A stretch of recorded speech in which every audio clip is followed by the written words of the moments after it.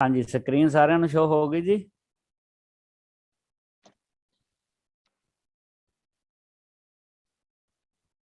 हाँ जी। ओके जी,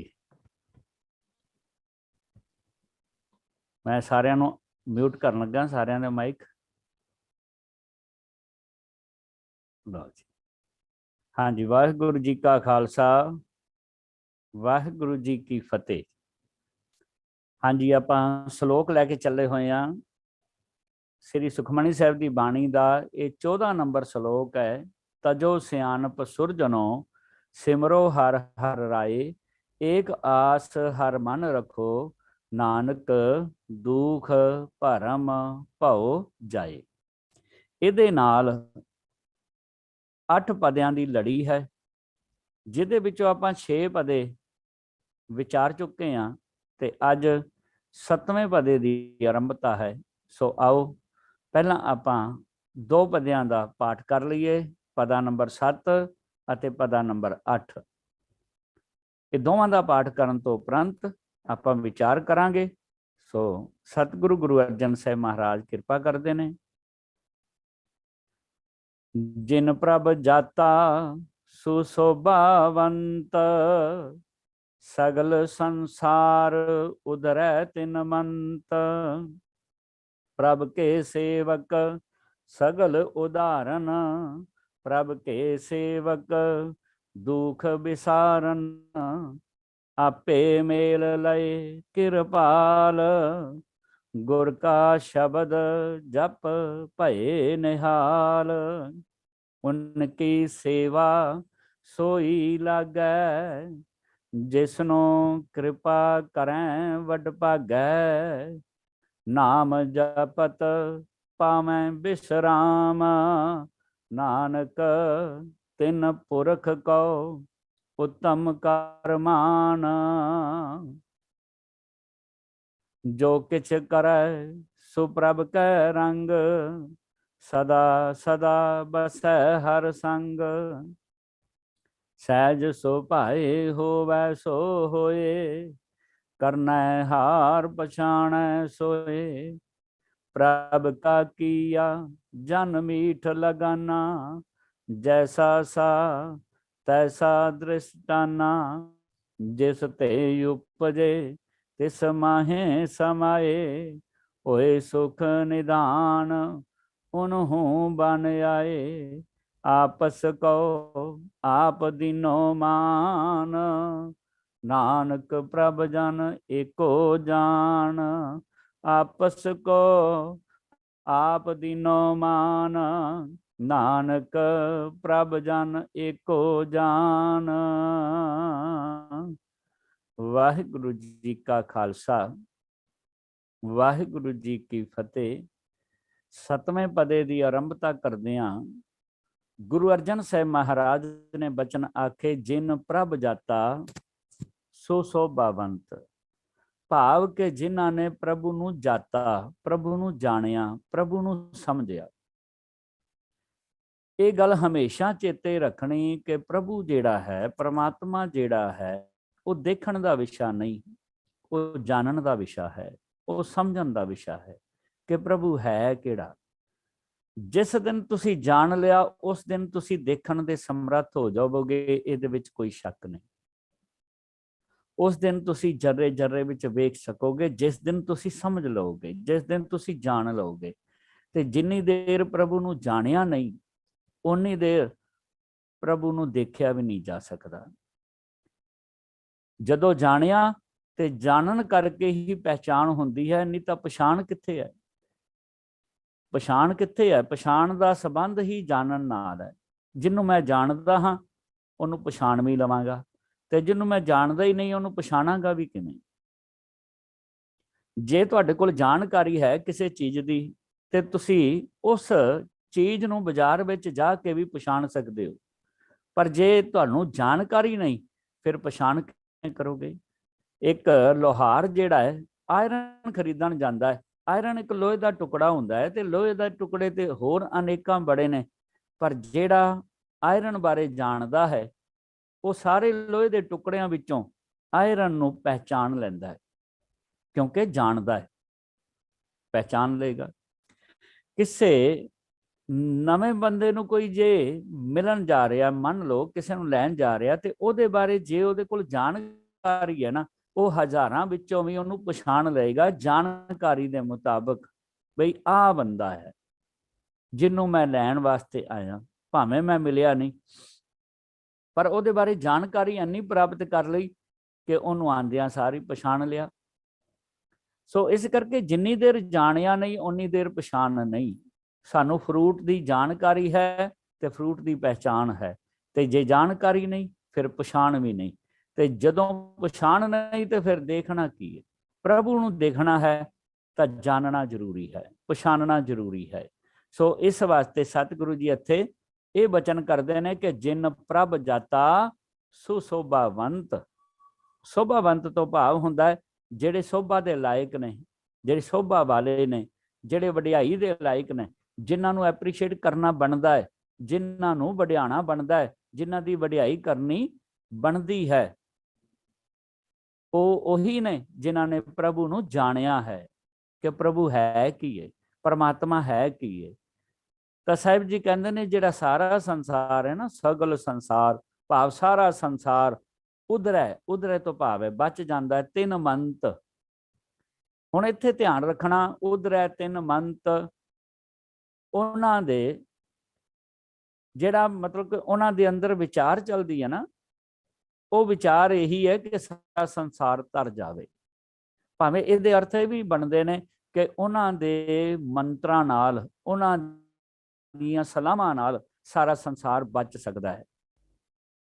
ਪਰ ਸਹੀ ਅਰਥ ਜਿਹੜੇ ਨੇ ਨਾ, ਮੇਰੀ ਸਮਝ ਵਿੱਚ ਜੋ ਆਏ ਨੇ, ਉਹ ਅਰਥ ਇਹ ਬਣਦੇ ਨੇ ਕਿ ਗੁਰੂ ਅਰਜਨ ਸਾਹਿਬ ਮਹਾਰਾਜ ਕਹਿੰਦੇ ਨੇ, ਜਿਨ੍ਹਾਂ ਮਨੁੱਖਾਂ ਨੇ ਪ੍ਰਭੂ ਸੱਚ ਨੂੰ ਜਾਣ ਲਿਆ ਹੈ, ਸਮਝ ਲਿਆ ਹੈ, ਉਹ ਮਨੁੱਖ ਅਸਲ ਵਿੱਚ ਵਡਿਆਈ ਦੇ ਕਾਬਲ ਹਨ। ਉਹ ਮਨੁੱਖ ਸੋਭਾ ਵਾਲੇ ਹਨ ਅਤੇ ਉਹਨਾਂ ਦੇ ਮਨ ਦੀ ਸਲਾਹ ਹੈ ਉਧਰੈ ਤਿੰਨ ਮੰਤ, ਸਗਲ ਸੰਸਾਰ ਉਧਰੈ ਤਿੰਨ ਮੰਤ। ਹੁਣ ਇੱਥੇ ਗ੍ਰਾਮਰ ਨੁਕਤਾ, ਵਿਆਕਰਣ ਨੁਕਤਾ ਇੱਕ ਸਾਹਮਣੇ ਕੰਮ ਕਰਦਾ ਹੈ। ਜੇ ਆਪਾਂ ਇਹਦੇ ਅਰਥ ਇਹ ਕਰਦੇ ਹਾਂ ਕਿ ਉਹਨਾਂ ਦੇ ਮੰਤਰ ਨਾਲ ਸਾਰਾ ਸੰਸਾਰ ਉਧਰ ਜਾਂਦਾ ਹੈ, ਹੁਣ ਉਹਨਾਂ ਦੇ ਮੰਤਰ ਨਾਲ ਇੱਥੇ ਤੱਤੇ ਨੂੰ ਸਿਹਾਰੀ ਚਾਹੀਦੀ ਸੀ,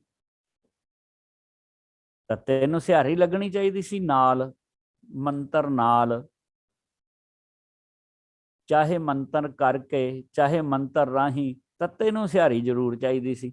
ਜੇ ਹੁਣ ਤੱਤੇ ਨੂੰ ਸਿਹਾਰੀ ਨਹੀਂ ਹੈ ਤੇ ਗ੍ਰਾਮਰ ਨੁਕਤੇ ਅਨੁਸਾਰ ਇਹਦੇ ਅਰਥ ਕੋਈ ਹੋਰ ਤਾਂ ਨਹੀਂ। ਤੇ ਜਦੋਂ ਅਸੀਂ ਇਹ ਸਮਝਦੇ ਹਾਂ ਕਿ ਇਹ ਅਰਥ ਕੋਈ ਹੋਰ ਹੋ ਸਕਦੇ ਨੇ, ਤੇ ਫਿਰ ਇਹਦੇ ਅਰਥ ਇਹ ਬਣਦੇ ਨੇ ਕਿ ਸਗਲ ਸੰਸਾਰ ਉਧਰੈ ਤਿੰਨ ਮੰਤ, ਉਹਨਾਂ ਦਾ ਮੰਤ ਹੈ, ਉਹਨਾਂ ਦੀ ਸਲਾਹ ਹੈ, ਉਹਨਾਂ ਦੀ ਸਲਾਹ ਨਾਲ ਨਹੀਂ, ਉਹਨਾਂ ਦੀ ਸਲਾਹ ਹੈ, ਉਹਨਾਂ ਦਾ ਮੰਤਰ ਹੈ, ਉਹਨਾਂ ਦੀ ਐਡਵਾਈਸ ਹੈ ਕਿ ਸਾਰਾ ਸੰਸਾਰ ਉਧਰ ਜਾਏ, ਸਾਰਾ ਸੰਸਾਰ ਬਚ ਜਾਏ, ਇਸ ਸੰਸਾਰ ਦੇ ਵਿੱਚ ਕੋਈ ਵੀ ਦੁਖੀ ਨਾ ਰਵੇ, ਇਸ ਸੰਸਾਰ ਦੇ ਵਿੱਚ ਕੋਈ ਵੀ ਵਿਕਾਰਾਂ ਵਿੱਚ ਨਾ ਫਸੇ, ਇਹ ਸੰਸਾਰ ਸਾਰਾ ਹੀ ਵਿਕਾਰਾਂ ਤੋਂ ਬਚ ਜਾਏ। ਇਹ ਉਹਨਾਂ ਦੀ ਆਪਣੀ ਸਲਾਹ ਹੈ, ਉਹ ਉਹਨਾਂ ਦੇ ਆਪਣੇ ਵਿਚਾਰ ਨੇ, ਇਹ ਆਪਣੀ ਮੰਤ, ਆਪਣੀ ਵਿਚਾਰ ਹੈ ਉਹਨਾਂ ਦੀ। ਸੋ ਇਸ ਵਾਸਤੇ ਇਹ ਮੇਰੀ ਸਮਝ ਵਿੱਚ ਆਇਆ ਕਿ ਗੁਰੂ ਅਰਜਨ ਸਾਹਿਬ ਮਹਾਰਾਜ ਕਹਿੰਦੇ, ਜਿਨ ਪ੍ਰਭ ਜਾਤਾ ਸੁਸੋਭਾਵੰਤ, ਜਿਨ੍ਹਾਂ ਨੇ ਪ੍ਰਭੂ ਹਰੀ ਸੱਚ ਨੂੰ ਜਾਣ ਲਿਆ ਹੈ, ਸਮਝ ਲਿਆ ਹੈ, ਉਹ ਮਨੁੱਖ ਅਸਲ ਵਿੱਚ ਵਡਿਆਈ ਦੇ ਕਾਬਲ ਸੋਭਾ ਵਾਲੇ ਹਨ। ਸਗਲ ਸੰਸਾਰ ਉਧਰੈ ਤਿੰਨ ਮੰਤ, ਉਹਨਾਂ ਦੇ ਮਨ ਦੀ ਸਲਾਹ ਹੈ, ਉਹਨਾਂ ਦੇ ਮਨ ਦੀ ਵਿਚਾਰ ਹੈ ਕਿ ਸਾਰਾ ਸੰਸਾਰ ਵਿਕਾਰਾਂ ਤੋਂ ਉਧਰੈ, ਬਚ ਜਾਵੇ। ਉਧਰੈ ਦਾ ਮਤਲਬ ਹੁੰਦਾ ਬਚ ਜਾਵੇ, ਸਗਲ ਸੰਸਾਰ ਉਧਰੈ, ਸਾਰਾ ਸੰਸਾਰ ਬਚ ਜਾਵੇ। ਤਿੰਨ ਮੰਤ ਉਹਨਾਂ ਦੀ ਸਲਾਹ, ਉਹਨਾਂ ਦੀ ਵਿਚਾਰ ਹੈ। ਹੁਣ ਅੱਗੇ ਸਤਿਗੁਰੂ ਜੀ ਕਹਿੰਦੇ ਨੇ, ਪ੍ਰਭ ਕੇ ਸੇਵਕ ਸਗਲ ਉਦਾਹਰਨ, ਪ੍ਰਭ ਕੇ ਸੇਵਕ ਦੁਖ ਵਿਸਾਰਨ। ਬੜਾ ਸੌਖਾ ਲੱਗੇਗਾ ਜੇ ਕਿਤੇ ਅਸੀਂ ਇਹਨੂੰ ਅਨਵੇਂ ਕਰ ਦਈਏ। ਅਨਵੇਂ ਤੋਂ ਭਾਵ ਕਿ ਅੱਧੀ ਪੰਕਤੀ ਨੂੰ ਅਗਲਾ ਹਿੱਸਾ ਬਣਾ ਦਈਏ ਤੇ ਅਗਲੇ ਨੂੰ ਪਿਛਲਾ ਹਿੱਸਾ ਕਰ ਦਈਏ, ਪ੍ਰਭ ਕੇ ਸੇਵਕ ਮਗਰ ਲਾ ਦਈਏ, ਸਗਲ ਉਦਾਹਰਨ ਪ੍ਰਭ ਕੇ ਸੇਵਕ। ਬੜਾ ਸੋਹਣਾ ਸਮਝ ਆ ਜਾਏਗਾ। ਅਰਥ ਇਹੀ ਹੈ ਕਿ ਜਿਹੜੇ ਪ੍ਰਭੂ ਦੇ ਸੇਵਕ ਨੇ ਨਾ, ਪ੍ਰਭ ਕੇ ਸੇਵਕ ਸਗਲ ਉਦਾਹਰਨ। ਹੁਣ ਇੱਥੇ ਆਪਾਂ ਇਹ ਗੱਲ ਕਵਾਂਗੇ ਕਿ ਪ੍ਰਭੂ ਦੇ ਸੇਵਕ ਨੇ ਜਿਹੜੇ ਉਹ ਸਾਰਿਆਂ ਦਾ ਉਧਾਰ ਕਰਦੇ ਨੇ, ਨਹੀਂ। ਅਸਲ ਵਿੱਚ ਅਰਥ ਨੇ ਕਿ ਸਗਲ ਉਦਾਹਰਣ ਪ੍ਰਭ ਕੇ ਸੇਵਕ, ਜਿਹੜੇ ਸਾਰਿਆਂ ਦਾ ਉਧਾਰ ਚਾਹੁੰਦੇ ਨੇ, ਜਿਹੜੇ ਸਾਰਿਆਂ ਦਾ ਹੀ ਬਚਾਅ ਚਾਹੁੰਦੇ ਨੇ। ਕਿਉਂਕਿ ਉੱਪਰ ਆਪਾਂ ਪੜ੍ਹ ਆਏ ਆ ਨਾ, ਸਾਹਿਬ ਕਹਿੰਦੇ ਨੇ ਕਿ ਸਗਲ ਸੰਸਾਰ ਉਧਰੈ ਤਿਨ ਮੰਤ। ਉਹਨਾਂ ਦੀ ਤਾਂ ਵਿਚਾਰ ਹੈ ਕਿ ਸਾਰਾ ਸੰਸਾਰ ਉਧਰੇ, ਬਚ ਜਾਏ, ਸਾਰੇ ਬਚ ਜਾਣ, ਤੇ ਸਗਲ ਉਧਾਰ ਹੈ, ਸਗਲ ਸੰਸਾਰ ਉਧਰੈ, ਤੇ ਇੱਥੇ ਉਦਾਹਰਣ, ਸਗਲ ਉਦਾਹਰਣ, ਸਾਰਿਆਂ ਦਾ ਭਲਾ ਚਾਹਣ ਵਾਲੇ, ਸਾਰਿਆਂ ਨੂੰ ਹੀ ਬਚਾਉਣ ਵਾਲੇ ਪ੍ਰਭੂ ਦੇ ਸੇਵਕ ਹਨ। ਸਮਝ ਆ ਗਈ? ਹੁਣ ਇਹੀ ਅਰਥ ਨੇ ਇਦਾਂ ਵੀ ਕਿ ਪ੍ਰਭ ਕੇ ਸੇਵਕ ਸਗਲ ਉਦਾਹਰਣ, ਉਹ ਪ੍ਰਭੂ ਦੇ ਸੇਵਕ ਹਨ। ਕਿਹੜੇ? ਜਿਹੜੇ ਸਗਲ ਉਦਾਹਰਣ, ਜਿਹੜੇ ਸਾਰਿਆਂ ਦਾ ਉਧਾਰ ਮੰਗਦੇ ਨੇ, ਸਾਰਿਆਂ ਨੂੰ ਬਚਾਉਣਾ ਚਾਹੁੰਦੇ ਨੇ, ਸਾਰਿਆਂ ਦਾ ਹੀ ਭਲਾ ਮੰਗਦੇ ਨੇ। ਪ੍ਰਭ ਕੇ ਸੇਵਕ, ਉਹ ਪ੍ਰਭੂ ਦੇ ਸੇਵਕ ਹਨ। ਦੁੱਖ ਵਿਸਾਰਨ, ਹੁਣ ਦੁੱਖ ਵਿਸਾਰਨ ਤੋਂ ਭਾਵ ਇਹ ਨਾ ਸਮਝਣਾ ਕਿ ਦੁਨੀਆ ਦੇ ਦੁੱਖ ਉਧਾਰ ਦਿੰਦੇ ਨੇ, ਕਿਉਂਕਿ ਪ੍ਰੋਫੈਸਰ ਸਾਹਿਬ ਸਿੰਘ ਜੀ ਨੇ ਵੀ ਤੇ ਹੋਰ ਕਈਆਂ ਨੇ ਨਾ ਇਹ ਅਰਥ ਕਰ ਦਿੱਤੇ ਨੇ ਵੀ ਦੂਸਰੇ ਦਾ ਦੁੱਖ ਜਿਹੜਾ ਨਾ ਉਹ ਕੱਟ ਦਿੰਦੇ ਨੇ, ਵਿਸਾਰ ਦਿੰਦੇ ਨੇ, ਪ੍ਰਭੂ ਦੇ ਸੇਵਕ ਨੇ। ਨਹੀਂ, ਇੱਥੇ ਸਤਿਗੁਰੂ ਜੀ ਇਹ ਸਮਝਾਉਣ ਦਾ ਯਤਨ ਕਰਦੇ ਨੇ ਕਿ ਉਹ ਪ੍ਰਭੂ ਦੇ ਸੇਵਕ ਨੇ ਜਿਹੜੇ ਦੁੱਖਾਂ ਨੂੰ ਵਿਸਾਰ ਦਿੰਦੇ ਨੇ, ਜਿਹੜੇ ਦੁੱਖਾਂ ਨੂੰ ਭੁੱਲ ਜਾਂਦੇ ਨੇ, ਭਾਵ ਕਿ ਦੁੱਖਾਂ ਵਿੱਚ ਦੁੱਖ ਮੰਨਦੇ ਹੀ ਨਹੀਂ। ਜਿਵੇਂ ਸਤਿਗੁਰੂ ਗੁਰੂ ਤੇਗ ਬਹਾਦਰ ਸਾਹਿਬ ਮਹਾਰਾਜ ਦਾ ਬਚਨ ਹੈ ਨਾ, ਜੋ ਨਰ ਦੁੱਖ ਮੈਂ ਦੁੱਖ ਨਹੀਂ ਮਾਨੈ, ਸੁਖ ਸਨਿਆਰ ਭੈ ਨਹੀਂ ਜਾਂਕੈ ਕੰਚਨ ਮਾਟੀ ਮਾਨੈ।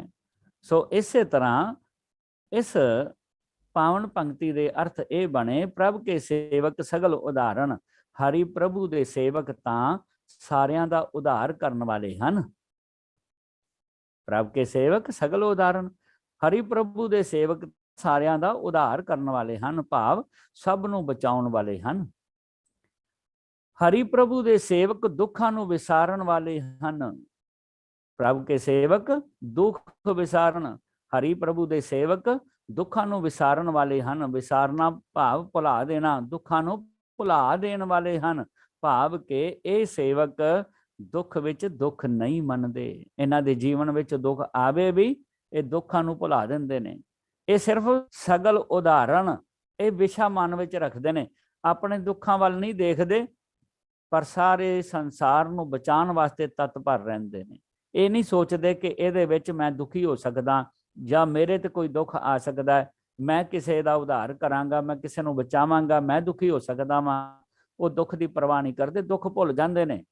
ਉਹ ਸਿਰਫ ਪਰਉਪਕਾਰ ਕਰਦੇ ਹਨ, ਉਹ ਦੂਸਰਿਆਂ ਦਾ ਭਲਾ ਕਰਦੇ ਹਨ, ਉਧਾਰ ਕਰਨ ਵਾਲੇ ਹਨ। ਇਹੋ ਜਿਹੇ ਨੇ ਪ੍ਰਭੂ ਦੇ ਸੇਵਕ।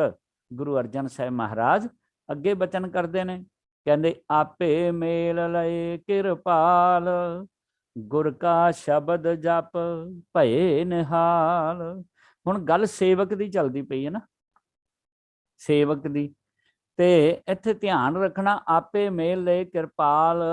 ਜੇ ਅਸੀਂ ਧਿਆਨ ਦਿਆਂਗੇ ਨਾ ਤੇ ਸਾਨੂੰ ਸਹੀ ਸਮਝ ਆਏਗਾ, ਨਹੀਂ ਤਾਂ ਅਸੀਂ ਅਰਥ ਇਹ ਕਰ ਦਿਆਂਗੇ ਕਿ ਜਿਹੜੇ ਸੇਵਕ ਨੇ ਨਾ ਪ੍ਰਭੂ ਦੇ, ਆਪੇ ਮੇਲ ਲਏ ਕਿਰਪਾਲ, ਉਹ ਪ੍ਰਭੂ ਆਪੇ ਹੀ ਕਿਰਪਾ ਦੇ ਘਰ ਵਿੱਚ ਆ ਕੇ ਉਹਨਾਂ ਨੂੰ ਮੇਲ ਲੈਂਦਾ ਹੈ, ਮਿਲਾ ਲੈਂਦਾ ਹੈ, ਭਾਵ ਆਪਣੇ ਨਾਲ ਸੇਵਕਾਂ ਨੂੰ। ਪਰ ਗੱਲ ਤੇ ਹੁਣ ਸੇਵਕ ਦੀ ਹੋ ਰਹੀ ਸੀ, ਪ੍ਰਭੂ ਦੇ ਸੇਵਕ ਕਿਹੋ ਜਿਹੇ ਨੇ, ਪਰ ਇੱਥੇ ਪ੍ਰਭੂ ਦੀ ਗੱਲ ਆ ਗਈ। ਅਸੀਂ ਫਟਾਫਟ ਇਸੇ ਤਰ੍ਹਾਂ ਹੀ ਅਰਥ ਕਰ ਦਿੱਤੇ, ਪਰ ਇੱਥੇ ਵੀ ਅਰਥ ਸੇਵਕ ਵੱਲੋਂ ਹੀ ਹੋਣਗੇ, ਕਿਉਂਕਿ ਗੁਰ ਕਾ ਸ਼ਬਦ ਜਪ ਭਏ ਨਿਹਾਲ। ਕੌਣ ਨਿਹਾਲ ਨੇ? ਸੇਵਕ, ਪ੍ਰਭੂ ਦੇ ਸੇਵਕ। ਆਪੇ ਮੇਲ ਲਏ ਕਿਰਪਾਲ। ਹੁਣ ਕਿਰਪਾਲ, ਕਿਰਪਾਲ ਕਿਹਨੂੰ ਕਹਿੰਦੇ ਨੇ? ਕਿਰਪਾ ਆਲਿਆ। ਕਿਰਪਾਲ ਜਿਹੜਾ ਸ਼ਬਦ ਹੈ ਨਾ, ਇਹ ਸੰਧੀ ਤੋਂ ਬਣਿਆ, ਕਿਰਪਾ ਆਲਿਆ। ਆਲਿਆ ਜਿਹੜਾ ਨਾ ਘਰ ਨੂੰ ਕਹਿੰਦੇ ਨੇ, ਕਿਰਪਾ ਆਲਿਆ, ਇਸ ਵਾਸਤੇ ਕਿਰਪਾਲ ਕਹਿੰਦੇ। ਕਿਰਪਾਲ ਦਾ ਮਤਲਬ ਕਿਰਪਾ ਦਾ ਘਰ। ਹੁਣ ਕਿਰਪਾ ਦਾ ਘਰ ਆਪੇ ਮੇਲ ਲਏ ਕਿਰਪਾਲ। ਕਿਰਪਾ ਦਾ ਘਰ ਜਿਹੜਾ ਹੈ ਨਾ, ਹਕੀਕਤ ਵਿੱਚ ਜਿਹੜਾ ਸੇਵਕ ਹੈ, ਪ੍ਰਭੂ ਦਾ ਸੇਵਕ, ਉਹਨੇ ਆਪ ਹੀ ਮੇਲ ਕੀਤਾ ਹੈ। अर्थ की बने आपे मेले कृपाल, प्रभु दे सेवक अपने आपे नू प्रभु नाल मेल के। आ देखो इत्थे भी ग्रामर नुकता काम करदा पिया। लल्ले नू सिहारी, सिहारी अर्थ करदी पई के, आपे मेल के लए कृपाल। क्योंकि जे आ सिहारी ना होंदी ते फिर अर्थ भावें स्पष्ट ਉਹੀ आ जाते कि प्रभु आपे ही किरपा दे घर विच आके मेल लवे, पर उत्थे लल्ले हेठां औंकड़ भी चाहिदा सी। ਇੱਥੇ ਲੱਲੇ ਹੇਠਾਂ ਔਂਕੜ ਵੀ ਨਹੀਂ ਹੈ ਤੇ ਇੱਥੇ ਲੱਲੇ ਨੂੰ ਸਿਹਾਰੀ ਵੀ ਹੈ। ਆਪੇ ਮੇਲ, ਮੇਲ ਕੇ ਤਾਂ ਅਰਥ ਕੀ ਬਣੇ, ਪ੍ਰਭੂ ਦੇ ਸੇਵਕ ਆਪਣੇ ਆਪੇ ਨੂੰ, ਆਪਾ ਮੇਰਾ ਮਾਈਂਡ ਮੇਰਾ ਮਨ, ਆਪਣੇ ਆਪੇ ਨੂੰ ਪ੍ਰਭੂ ਦੇ ਨਾਲ ਮੇਲ ਕੇ ਲਏ ਕਿਰਪਾਲ, ਭਾਵ ਕਿਰਪਾ ਦਾ ਘਰ ਪ੍ਰਾਪਤ ਕਰ ਲੈਂਦੇ ਹਨ। ਕਿਰਪਾ ਦਾ ਘਰ ਪ੍ਰਾਪਤ ਕਰ ਲੈਂਦੇ ਨੇ, ਭਾਵ ਕਿ ਉਹ ਅਵਸਥਾ ਪ੍ਰਾਪਤ ਕਰ ਲੈਂਦੇ ਨੇ ਜਿਹਦੇ ਕਰਕੇ ਮੈਂ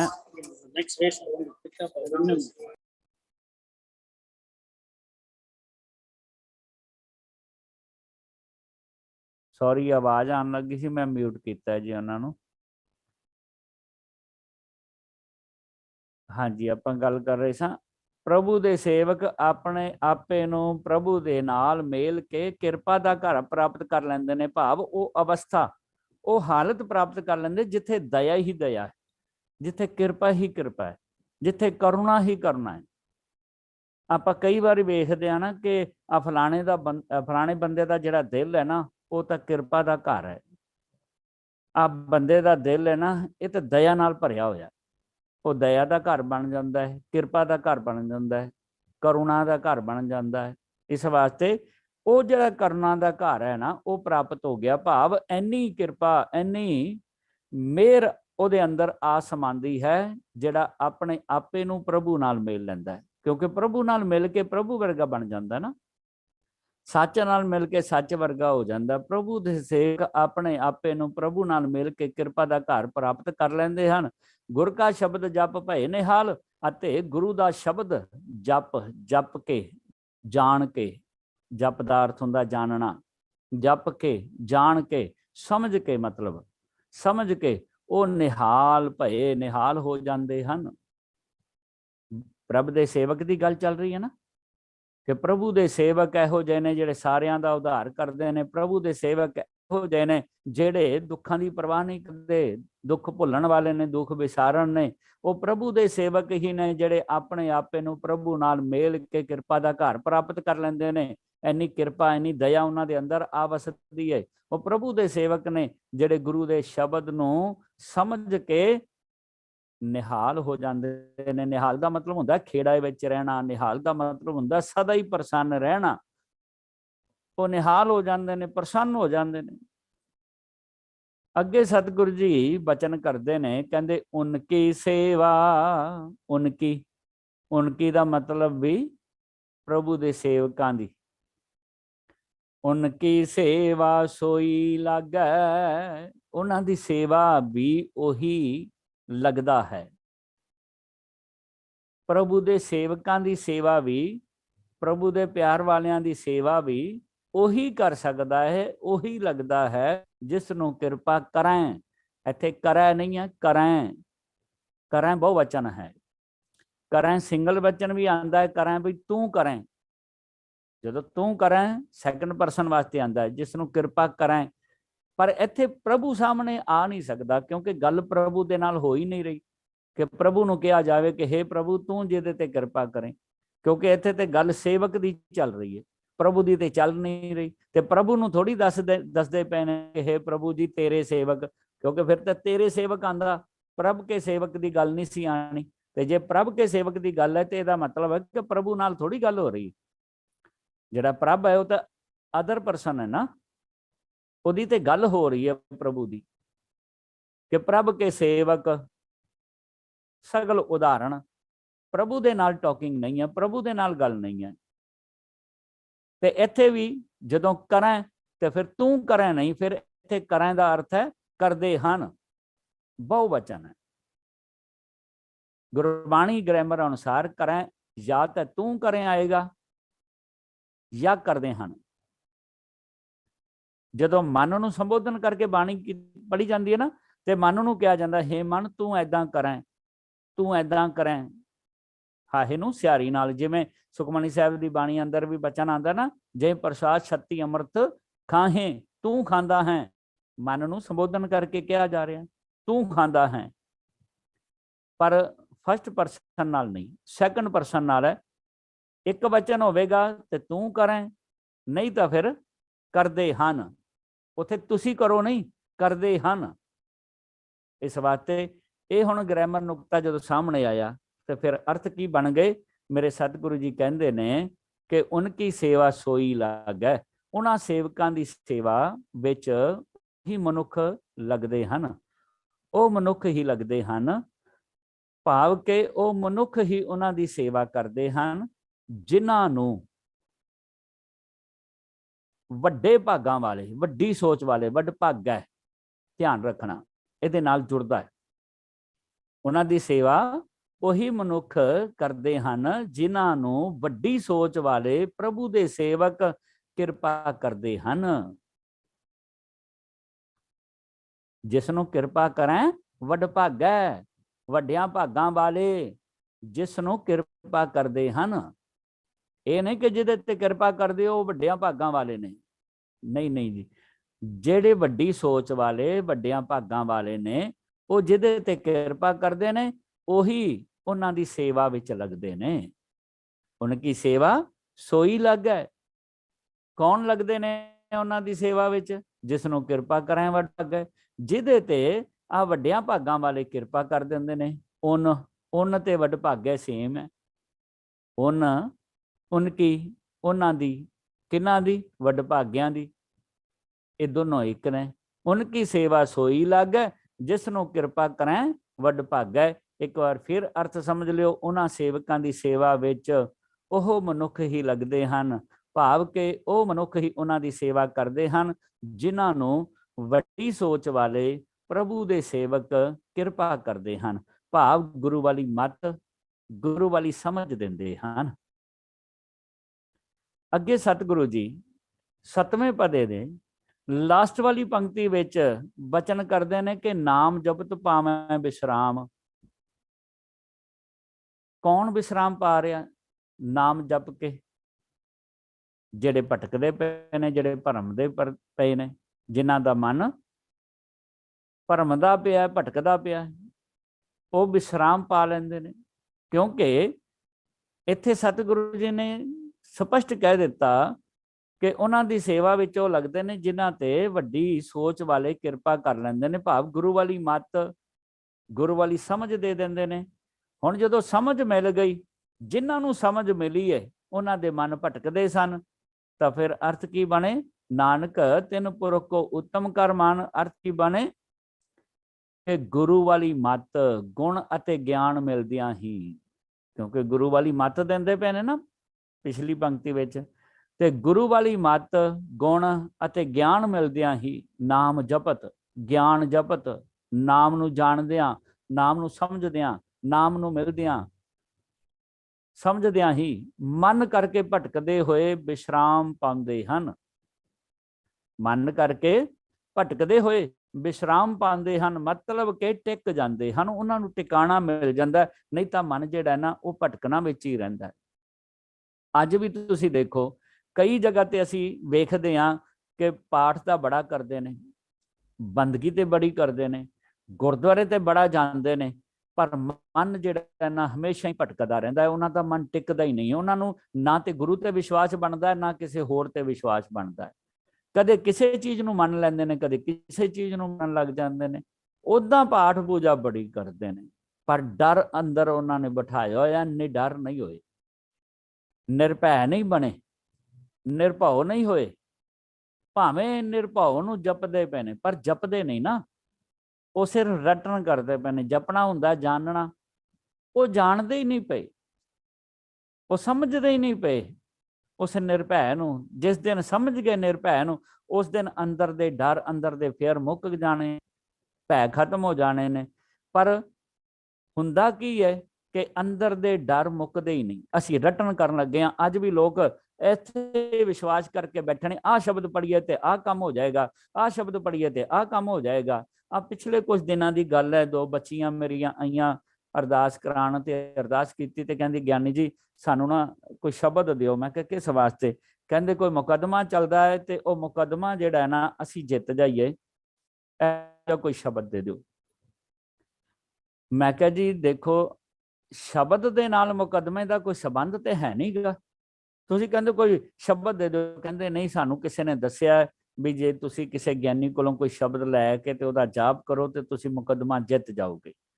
ਤੇ ਮੈਂ ਕਿਹਾ ਵੀ ਏਦਾਂ ਕਰੋ, ਦੋਵੇਂ ਧਿਰਾਂ ਆ ਜਾਓ ਖਾਂ ਤੇ ਦੋਵਾਂ ਨੂੰ ਇੱਕ ਸ਼ਬਦ ਮੈਂ ਦੇ ਦਿੰਦਾ ਵਾ, ਉਹਨੇ ਹੀ ਸ਼ਬਦ, ਉਹੀ ਸ਼ਬਦ ਉਹ ਪੜ੍ਹ ਲਵੇ, ਉਹੀ ਸ਼ਬਦ ਉਹ ਪੜ੍ਹ ਲਵੇ, ਦੋਨੋਂ ਜਿੱਤ ਜਾਣਗੇ। ਉਹ ਦੋਵੇਂ ਇੱਕ ਦੂਸਰੇ ਦੇ ਮੂੰਹ ਵੱਲ ਵੇਖ ਕੇ ਹੱਸਣ ਲੱਗ ਗਈਆਂ ਤੇ ਕਹਿੰਦੀਆਂ ਨਹੀਂ ਗਿਆਨੀ ਜੀ ਜਿੱਤਣਾ ਤੇ ਇੱਕ ਨਹੀਂ ਹੈ। ਤੇ ਮੈਂ ਕਿਹਾ ਫਿਰ ਜਦੋਂ ਸ਼ਬਦ ਦੋਵਾਂ ਨੂੰ ਇੱਕੋ ਹੀ ਦਿਆਂਗੇ, ਦੋਵੇਂ ਇੱਕੋ ਜਿਹਾ ਸ਼ਬਦ ਪੜ੍ਹਨਗੇ, ਦੋਵੇਂ ਜਿੱਤ ਦੀ ਅਰਦਾਸ ਕਰਨਗੇ, ਤੇ ਫਿਰ ਜਿੱਤ ਇੱਕ ਦੀ ਕਿਉਂ ਹੋਏਗੀ, ਦੋਨਾਂ ਦੀ ਹੋਣੀ ਚਾਹੀਦੀ। ਫਿਰ ਕਹਿੰਦੇ ਨਹੀਂ ਗਿਆਨੀ ਜੀ ਕੋਈ ਨਾ ਕੋਈ ਉਹਦੇ ਚ ਕਮੀ ਰਹਿ ਜਾਏਗੀ, ਸ਼ਾਇਦ ਪਾਠ ਕਰਨ ਚ ਕਮੀ ਰਹਿ ਜਾਏਗੀ, ਕੁਝ ਹੋਰ ਪਾਸੇ ਕਮੀ ਰਹਿ ਜਾਏਗੀ, ਜਿਹਦੀ ਕਮੀ ਰਹਿ ਗਈ ਉਹ ਹਾਰ ਜਾਏਗਾ, ਤੇ ਜਿਹਨੇ ਕਮੀ ਨਾ ਛੱਡੀ, ਜਿਹਨੇ ਧਿਆਨ ਨਾਲ ਕੀਤਾ ਉਹ ਜਿੱਤ ਜਾਏਗਾ, ਇਦਾਂ ਹੋਊਗਾ। ਤੇ ਮੈਂ ਕਿਹਾ ਵੀ ਜੇ ਇਹੀ ਗੱਲ ਤੁਸੀਂ ਬਾਹਰੀ ਤੌਰ ਤੇ ਲਾ ਲਵੋ ਕਿ ਜੇ ਕਸੂਰ ਸਾਡਾ ਹੈਗਾ ਤੇ ਬੇਕਸੂਰ ਕਰਨ ਵਾਸਤੇ ਤੇ ਬਾਣੀ ਬਣੀ ਨਹੀਂ। ਮੰਨ ਲਓ ਕੋਈ ਕਤਲ ਕੀਤਾ ਕਿਸੇ ਬੰਦੇ ਨੇ, ਤੇ ਜੇ ਬਾਣੀ ਇਹੋ ਜਿਹੀ ਹੁੰਦੀ ਤੇ ਕਤਲ ਕਰਨ ਤੋਂ ਬਾਅਦ ਫਟਾਫਟ ਬੰਦਾ ਪਹਿਲਾਂ ਗੁਰਦੁਆਰੇ ਆਂਦਾ, ਕਹਿੰਦਾ ਗਿਆਨੀ ਜੀ ਇੱਕ ਸ਼ਬਦ ਦੇ ਦਿਓ ਮੈਨੂੰ, ਮੈਂ ਮੁਕੱਦਮਾ ਜਿੱਤਣਾ ਕਿਉਂਕਿ ਮੈਂ ਕਤਲ ਕਰਕੇ ਆਇਆ, ਹੁਣ ਮੈਨੂੰ ਕੋਈ ਸਜ਼ਾ ਨਾ ਹੋਵੇ।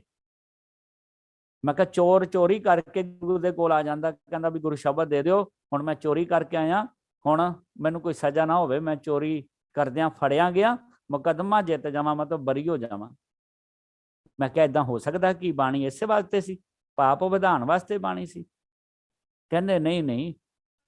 ਮੈਂ ਕਿਹਾ ਜੇ ਬਾਣੀ ਪਾਪ ਵਧਾਉਣ ਵਾਸਤੇ ਨਹੀਂ ਤੇ ਤੁਸੀਂ ਇਹ ਕਿਸ ਢੰਗ ਦੇ ਨਾਲ ਕਹਿ ਰਹੇ ਹੋ ਤੁਸੀਂ ਸਾਨੂੰ ਸ਼ਬਦ ਦੇ ਦਿਓ ਕਿ ਅਸੀਂ ਮੁਕੱਦਮਾ ਜਿੱਤ ਜਾਈਏ? ਕਹਿੰਦੇ ਗਿਆਨੀ ਜੀ ਅਸੀਂ ਬੇਕਸੂਰ ਆ। ਮੈਂ ਕਿਹਾ ਜੇ ਬੇਕਸੂਰ ਹੋ ਫਿਰ ਵਿਸ਼ਵਾਸ ਰੱਖੋ ਆਪਣੇ ਆਪ ਤੇ, ਫਿਰ ਬਾਣੀ ਨੇ ਕੁਛ ਨਹੀਂ ਕਰਨਾ। ਤੁਸੀਂ ਬੇਕਸੂਰ ਹੋ ਤਾਂ ਆਪਣੇ ਆਪ ਤੇ ਵਿਸ਼ਵਾਸ ਕਰੋ, ਆਪਣੇ ਆਪ ਅੰਦਰ ਕੌਨਫੀਡੈਂਸ ਪੈਦਾ ਕਰੋ, ਆਪਣੇ ਅੰਦਰ ਡਰ ਨੂੰ ਜਗ੍ਹਾ ਨਾ ਦਿਓ। ਤੇ ਜੇ ਡਰ ਤੁਹਾਡੇ ਅੰਦਰ ਬੈਠ ਗਿਆ ਤੇ ਤੁਸੀਂ ਸੱਚੇ ਹੁੰਦੇ ਆ ਵੀ ਗਲਤ ਬਣ ਜਾਓਗੇ, ਝੂਠੇ ਬਣ ਜਾਓਗੇ। ਤੁਸੀਂ ਤਾਂ ਡਰਦੇ ਪਏ ਹੋ, ਤੁਸੀਂ ਨਿਡਰ ਹੋ ਜਾਓ। ਏਦਾਂ ਨਹੀਂ ਮੁਕੱਦਮੇ ਜਿੱਤੇ ਜਾਂਦੇ ਹੁੰਦੇ, ਤੇ ਨਾ ਬਾਣੀ ਇਸ ਵਾਸਤੇ ਹੈ। ਚਲੋ ਖੈਰ, ਮੈਂ ਸ਼ਬਦ ਨਹੀਂ ਦਿੱਤਾ ਉਹਨਾਂ ਨੂੰ, ਚਲੇ ਗਏ ਤੇ ਦੁਬਾਰਾ ਮੈਂ ਦਰਸ਼ਨ ਨਹੀਂ ਕੀਤੇ ਉਹਨਾਂ, ਦੁਬਾਰਾ ਨਹੀਂ ਕਦੇ ਆਈਆਂ ਉਹ ਬੱਚੀਆਂ। ਪਰ ਮਨ ਵਿੱਚ ਆਂਦਾ ਹੈ ਕਿ ਕਿੰਨੇ ਇਹੋ ਜਿਹੇ ਹੈਗੇ ਨੇ ਜਿਹੜੇ ਪਾਠ ਵੀ ਕਰਦੇ ਨੇ, ਜਿਹੜੇ ਦਿਨ ਰਾਤ ਗੁਰਬਾਣੀ ਵੀ ਪੜ੍ਹਦੇ ਨੇ ਤੇ ਸੁਣਦੇ ਨੇ, ਗੁਰਦੁਆਰੇ ਮੱਥਾ ਵੀ ਟੇਕਦੇ ਨੇ, ਗੁਰਦੁਆਰੇ ਸੇਵਾ ਵੀ ਕਰਦੇ ਨੇ, ਸਾਰਾ ਕੁਝ ਕਰਦੇ ਨੇ, ਪਰ ਅੰਦਰ ਦਾ ਭਰਮ ਨਹੀਂ ਗਿਆ। ਅਜੇ ਵੀ ਇਹ ਸਮਝਦੇ ਪਏ ਨੇ ਕਿ ਗੁਰਬਾਣੀ ਸ਼ਾਇਦ ਮੰਤਰਾਂ ਦੀ ਤਰ੍ਹਾਂ ਹੈ, ਗੁਰਬਾਣੀ ਪੜ੍ਹ ਕੇ ਸ਼ਾਇਦ ਐਦਾਂ ਹੋ ਜਾਂਦਾ ਹੈ, ਗੁਰਬਾਣੀ ਪੜ੍ਹ ਕੇ ਸ਼ਾਇਦ ਐਦਾਂ ਹੋ ਜਾਂਦਾ ਹੈ, ਗੁਰਬਾਣੀ ਪੜ੍ਹ ਕੇ ਐਦਾਂ ਹੋ ਜਾਂਦਾ ਹੈ। ਅਜੇ ਵੀ ਇਸੇ ਗੱਲਾਂ ਤੇ ਵਿਸ਼ਵਾਸ ਕਰਦੇ ਨੇ। ਇਹੋ ਜਿਹੇ ਜਿਹੜੇ ਲੋਕ ਨੇ ਉਹ ਹਕੀਕਤ ਵਿੱਚ ਭਟਕਦੇ ਪਏ ਨੇ, ਉਹਨਾਂ ਦੇ ਮਨ ਟਿਕਾਊ ਵਿੱਚ ਨਹੀਂ ਹੈ, ਉਹਨਾਂ ਦੇ ਮਨ ਭਟਕਦੇ ਪਏ ਨੇ। ਅੱਜ ਛੋਟੀ ਜੀ ਖਬਰ ਸੁਣਦੇ ਨੇ ਵੀ ਫਲਾਣੀ ਜਗ੍ਹਾ ਤੇ ਦਰਬਾਰ ਸਾਹਿਬ ਜੀ, ਦਰਬਾਰ ਸਾਹਿਬ ਉੱਥੇ ਆ ਚਮਤਕਾਰ ਵਰਤ ਗਿਆ, ਅੰਨਾ ਜਿਹੜਾ ਉਹਦੀਆਂ ਅੱਖਾਂ ਆ ਗਈਆਂ, ਆ ਜਿਹੜਾ ਲੰਗੜਾ ਸੀ ਉਹ ਤੋਂ ਲੱਗ ਪਿਆ। ਇਹੋ ਜਿਹੀਆਂ ਕਈ ਘਟਨਾਵਾਂ ਮਿਲਦੀਆਂ ਨੇ। ਪਰ ਹੈਰਾਨੀ ਹੁੰਦੀ ਹੈ ਜਿਹੜੇ ਦਿਲ ਦੇ ਸਾਫ਼ ਬੰਦੇ ਦਿਲੋਂ ਸੇਵਾ ਕਰਦੇ ਪਏ ਨੇ ਦਰਬਾਰ ਸਾਹਿਬ ਦੀ।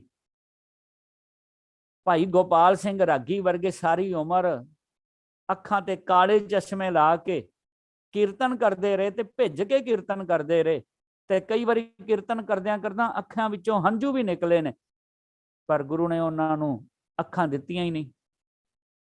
ਅੰਨੇ ਜੰਮੇ ਸਨ, ਅੰਨੇ ਹੀ ਮਰ ਗਏ, ਚਲੇ ਗਏ। ਹਾਲੇ ਕਿ ਉਹ ਸੇਵਾ ਕਰਦੇ ਨੇ, ਹਾਲੇ ਉਹ ਕੀਰਤਨ ਕਰਦੇ ਨੇ, ਹਾਲੇ ਉਹ ਦਰਬਾਰ ਵਿੱਚ ਹਾਜ਼ਰੀ ਭਰਦੇ ਨੇ, ਗੁਰੂ ਦੇ ਅੰਗ ਸੰਗ ਬੈਠਦੇ ਨੇ, ਗੁਰੂ ਦੇ ਕੋਲ ਬੈਠਦੇ ਨੇ, ਪਰ ਉਹ ਸੁਜਾਖੇ ਨਹੀਂ ਹੋਏ, ਉਹਨਾਂ ਨੂੰ ਅੱਖਾਂ ਨਹੀਂ ਮਿਲੀਆਂ। ਪਰ ਜਿਹੜਾ ਬਾਹਰੋਂ ਆਇਆ, ਜਿਹਨੇ ਕਦੀ ਗੁਰੂ ਬਾਰੇ ਜਾਣਿਆ ਵੀ ਨਹੀਂ, ਜਿਹੜਾ ਸਾਡੇ ਧਰਮ ਦਾ ਵੀ ਨਹੀਂ ਹੈ, ਹੋਰ ਧਰਮ ਦਾ, ਜਿਹੜਾ ਸਿੱਖ ਧਰਮ ਦੀ ਜਾਣਕਾਰੀ ਵੀ ਨਹੀਂ ਰੱਖਦਾ, ਉਹ ਆ ਕੇ ਕਹਿੰਦਾ ਮੇਰੀਆਂ ਅੱਖਾਂ ਆ ਗਈਆਂ, ਮੈਨੂੰ ਅੱਖਾਂ ਦੇ ਦਿੱਤੀਆਂ ਨੇ। ਬਸ ਆਹ ਗੱਲ ਨੂੰ ਸਮਝਣਾ। ਉਹਦਾ ਅਸਰ ਕੌਣ ਕਬੂਲਦਾ? ਉਹਦਾ ਅਸਰ ਕਬੂਲਦੇ ਨੇ ਉਹ ਜਿਨ੍ਹਾਂ ਦੇ ਮਨ ਭਟਕਦੇ ਨੇ। ਜਿਹੜੇ ਮਨ ਕਰਕੇ ਭਟਕਦੇ ਫਿਰਦੇ ਨੇ ਨਾ, ਇਹ ਗੱਲਾਂ ਨੂੰ ਉਹ ਕਬੂਲ ਕਰ ਲੈਂਦੇ ਨੇ ਵੀ ਸ਼ਾਇਦ ਆ ਇਸ ਤਰ੍ਹਾਂ ਚਮਤਕਾਰ ਹੋ ਜਾਂਦਾ, ਸ਼ਾਇਦ ਐਦਾਂ ਹੋ ਜਾਂਦਾ, ਪਰ ਉਹ ਗੁਰਬਾਣੀ ਨੂੰ ਨਹੀਂ ਸਮਝਦੇ।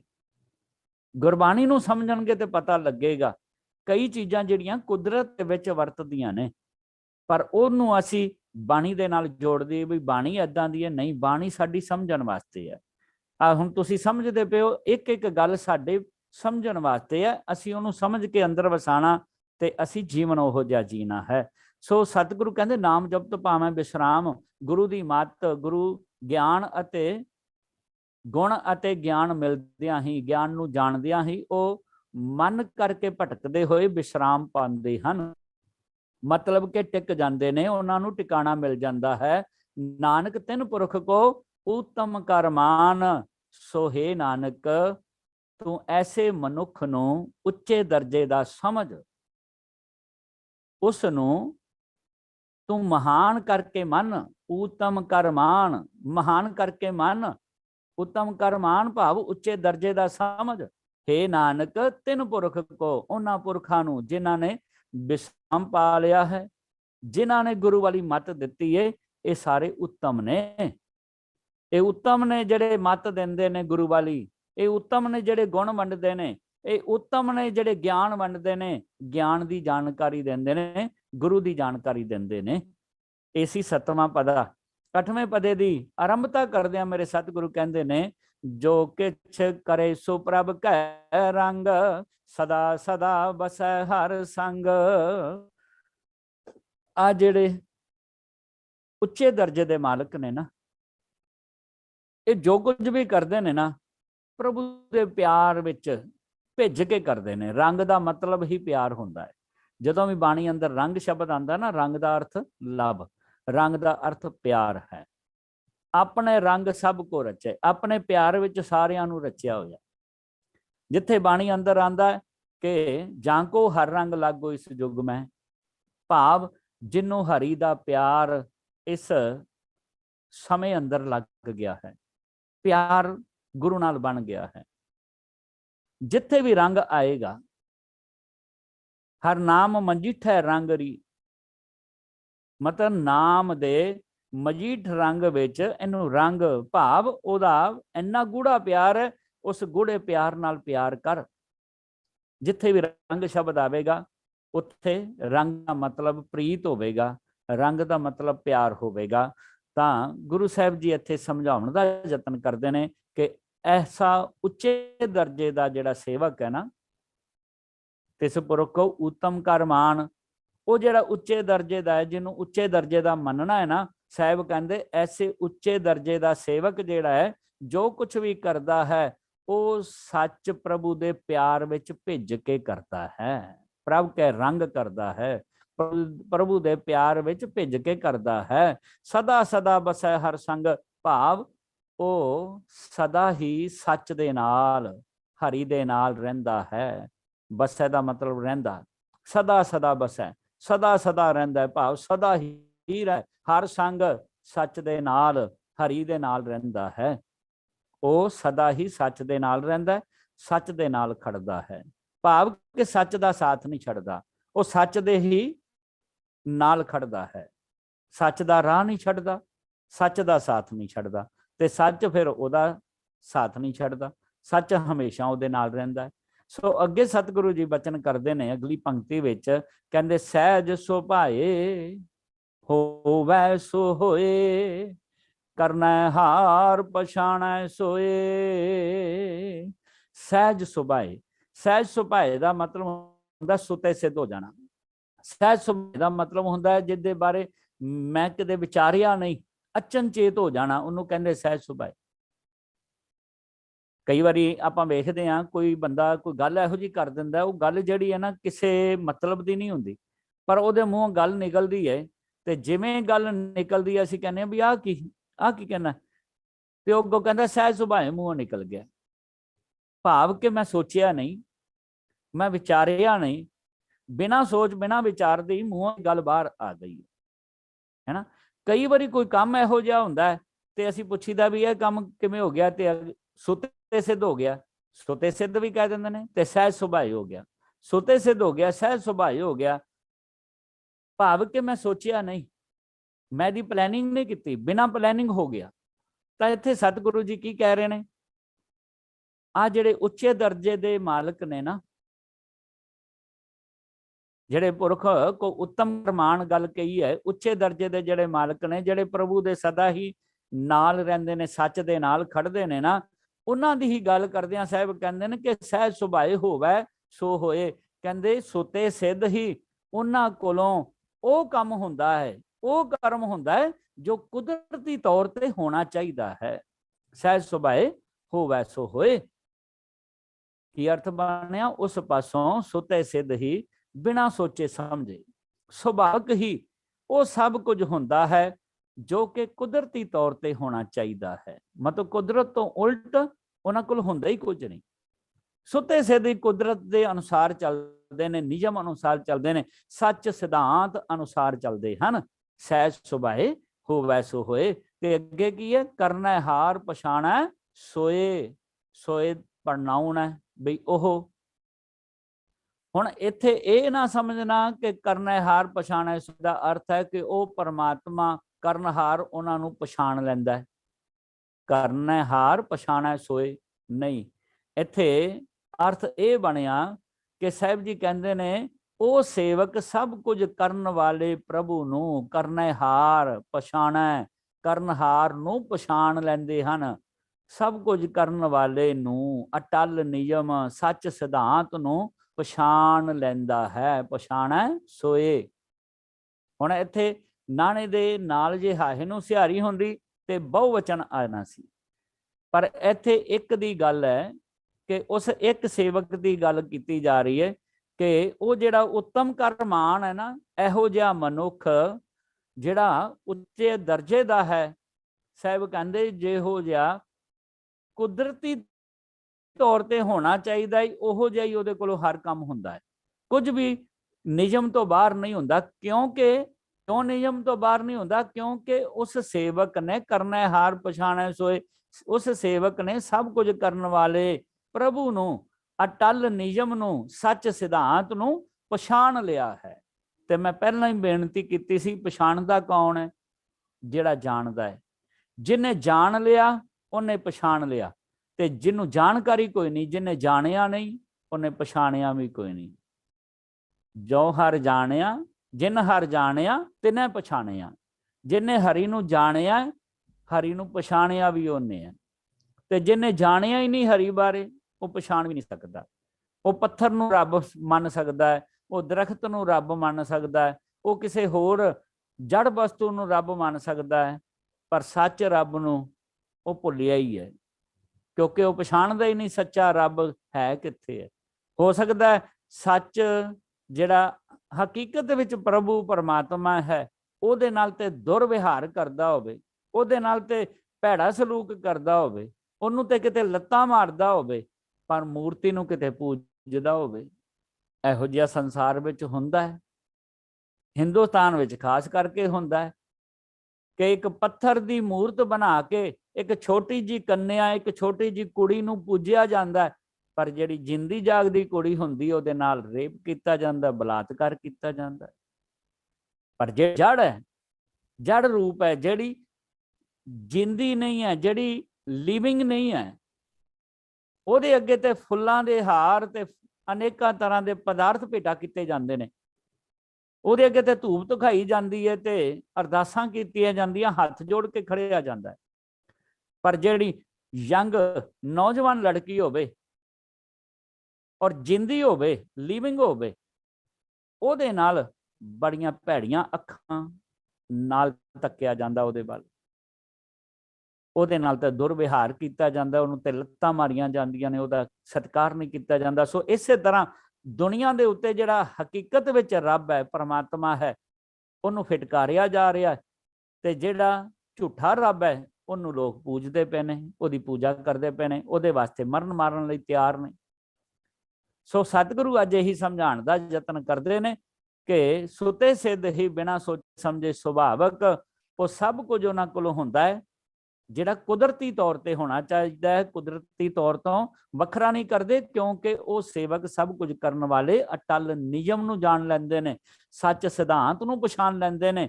ਉਹਨਾਂ ਨੇ ਜਾਣਿਆ ਹੈ, ਉਹਨਾਂ ਨੇ ਪਛਾਣਿਆ ਹੈ। ਅਗਲੀ ਪੰਕਤੀ ਵਿੱਚ ਸਤਿਗੁਰੂ ਕਹਿੰਦੇ ਨੇ, ਪ੍ਰਭ ਕਾ ਕੀਆ ਜਨ ਮੀਠ ਲਗਾਨਾ। ਪ੍ਰਭੂ ਦਾ ਕੀਤਾ ਹੋਇਆ ਜਨ, ਜਨ ਤੋਂ ਭਾਵ ਹੁੰਦਾ ਪਿਆਰ ਵਾਲੇ। ਪ੍ਰਭੂ ਦਾ ਕੀਤਾ ਹੋਇਆ ਪਿਆਰ ਵਾਲਿਆਂ ਨੂੰ ਮੀਠ ਲਗਾਨਾ, ਮਿੱਠਾ ਲੱਗਦਾ ਹੈ, ਪਿਆਰਾ ਲੱਗਦਾ ਹੈ। ਉਹ ਪ੍ਰਭੂ ਦੇ ਕੀਤੇ ਦਾ ਕਦੇ ਵੀ ਵਿਰੋਧ ਨਹੀਂ ਕਰਦੇ ਵੀ ਰੱਬ ਨੇ ਆਹ ਕੀ ਕੀਤਾ। ਦੁਨੀਆ ਤੇ ਅਸੀਂ ਕਈ ਵੇਖੇ ਨੇ ਜਿਹੜੇ ਕਹਿੰਦੇ ਨੇ ਰੱਬ ਨੇ ਆਹ ਕੀ ਕਰ ਦਿੱਤਾ, ਆਹ ਰੱਬਾ ਬੜਾ ਮਾੜਾ ਕੀਤਾ ਹੀ, ਆਹ ਰੱਬਾ ਬੜਾ ਮਾੜਾ ਕੀਤਾ ਹੀ। ਕਈ ਜਗ੍ਹਾ ਤੇ ਅਸੀਂ ਸੁਣਦੇ ਹਾਂ ਆਹ ਤਾਂ ਰੱਬ ਨੇ ਕਹਿਰ ਕੀਤਾ। ਪਰ ਬਾਣੀ ਕਹਿੰਦੀ ਹੈ ਕਿ ਰੱਬ ਤਾਂ ਬੁਰਾ ਕਰਦਾ ਹੀ ਨਹੀਂ। ਸਤਿਗੁਰ ਸਭਨਾਂ ਦਾ ਭਲਾ ਮਨਾਇਂਦਾ, ਤਿਸ ਦਾ ਬੁਰਾ ਕਿਉਂ ਹੋਏ। ਉਹ ਤੇ ਹੈ ਹੀ ਸਾਰਿਆਂ ਦਾ ਭਲਾ ਮਨਾਉਣ ਵਾਲਾ, ਉਹਦੇ ਤੇ ਸੇਵਕ ਵੀ ਭਲਾ ਮਨਾਉਂਦੇ ਨੇ, ਉਹਦੇ ਤੇ ਸੇਵਕ ਵੀ ਸਗਲ ਉਦਾਹਰਨ ਨੇ। ਤੇ ਪ੍ਰਭੂ ਕਦੇ ਮਾੜਾ ਕਰਦਾ ਹੀ ਨਹੀਂ। ਇਸ ਵਾਸਤੇ ਉਹ ਇਸ ਗੱਲ ਨੂੰ ਪਹਿਚਾਨ ਲੈਂਦੇ ਨੇ, ਨਿਯਮ ਨੂੰ ਪਛਾਣਦੇ ਨੇ ਨਾ, ਸੱਚ ਸਿਧਾਂਤ ਨੂੰ ਪਛਾਣਦੇ ਨੇ, ਜਾਣ ਲਿਆ ਉਹਨਾਂ ਨੇ ਪ੍ਰਭੂ ਬਾਰੇ। ਇਸ ਵਾਸਤੇ ਪ੍ਰਭ ਕਾ ਕੀਆ ਜਨ ਮੀਠ ਲਗਾਨਾ, ਉਹ ਪਿਆਰ ਵਾਲਿਆਂ ਨੂੰ ਮਿੱਠਾ ਹੀ ਲੱਗਦਾ ਹੈ।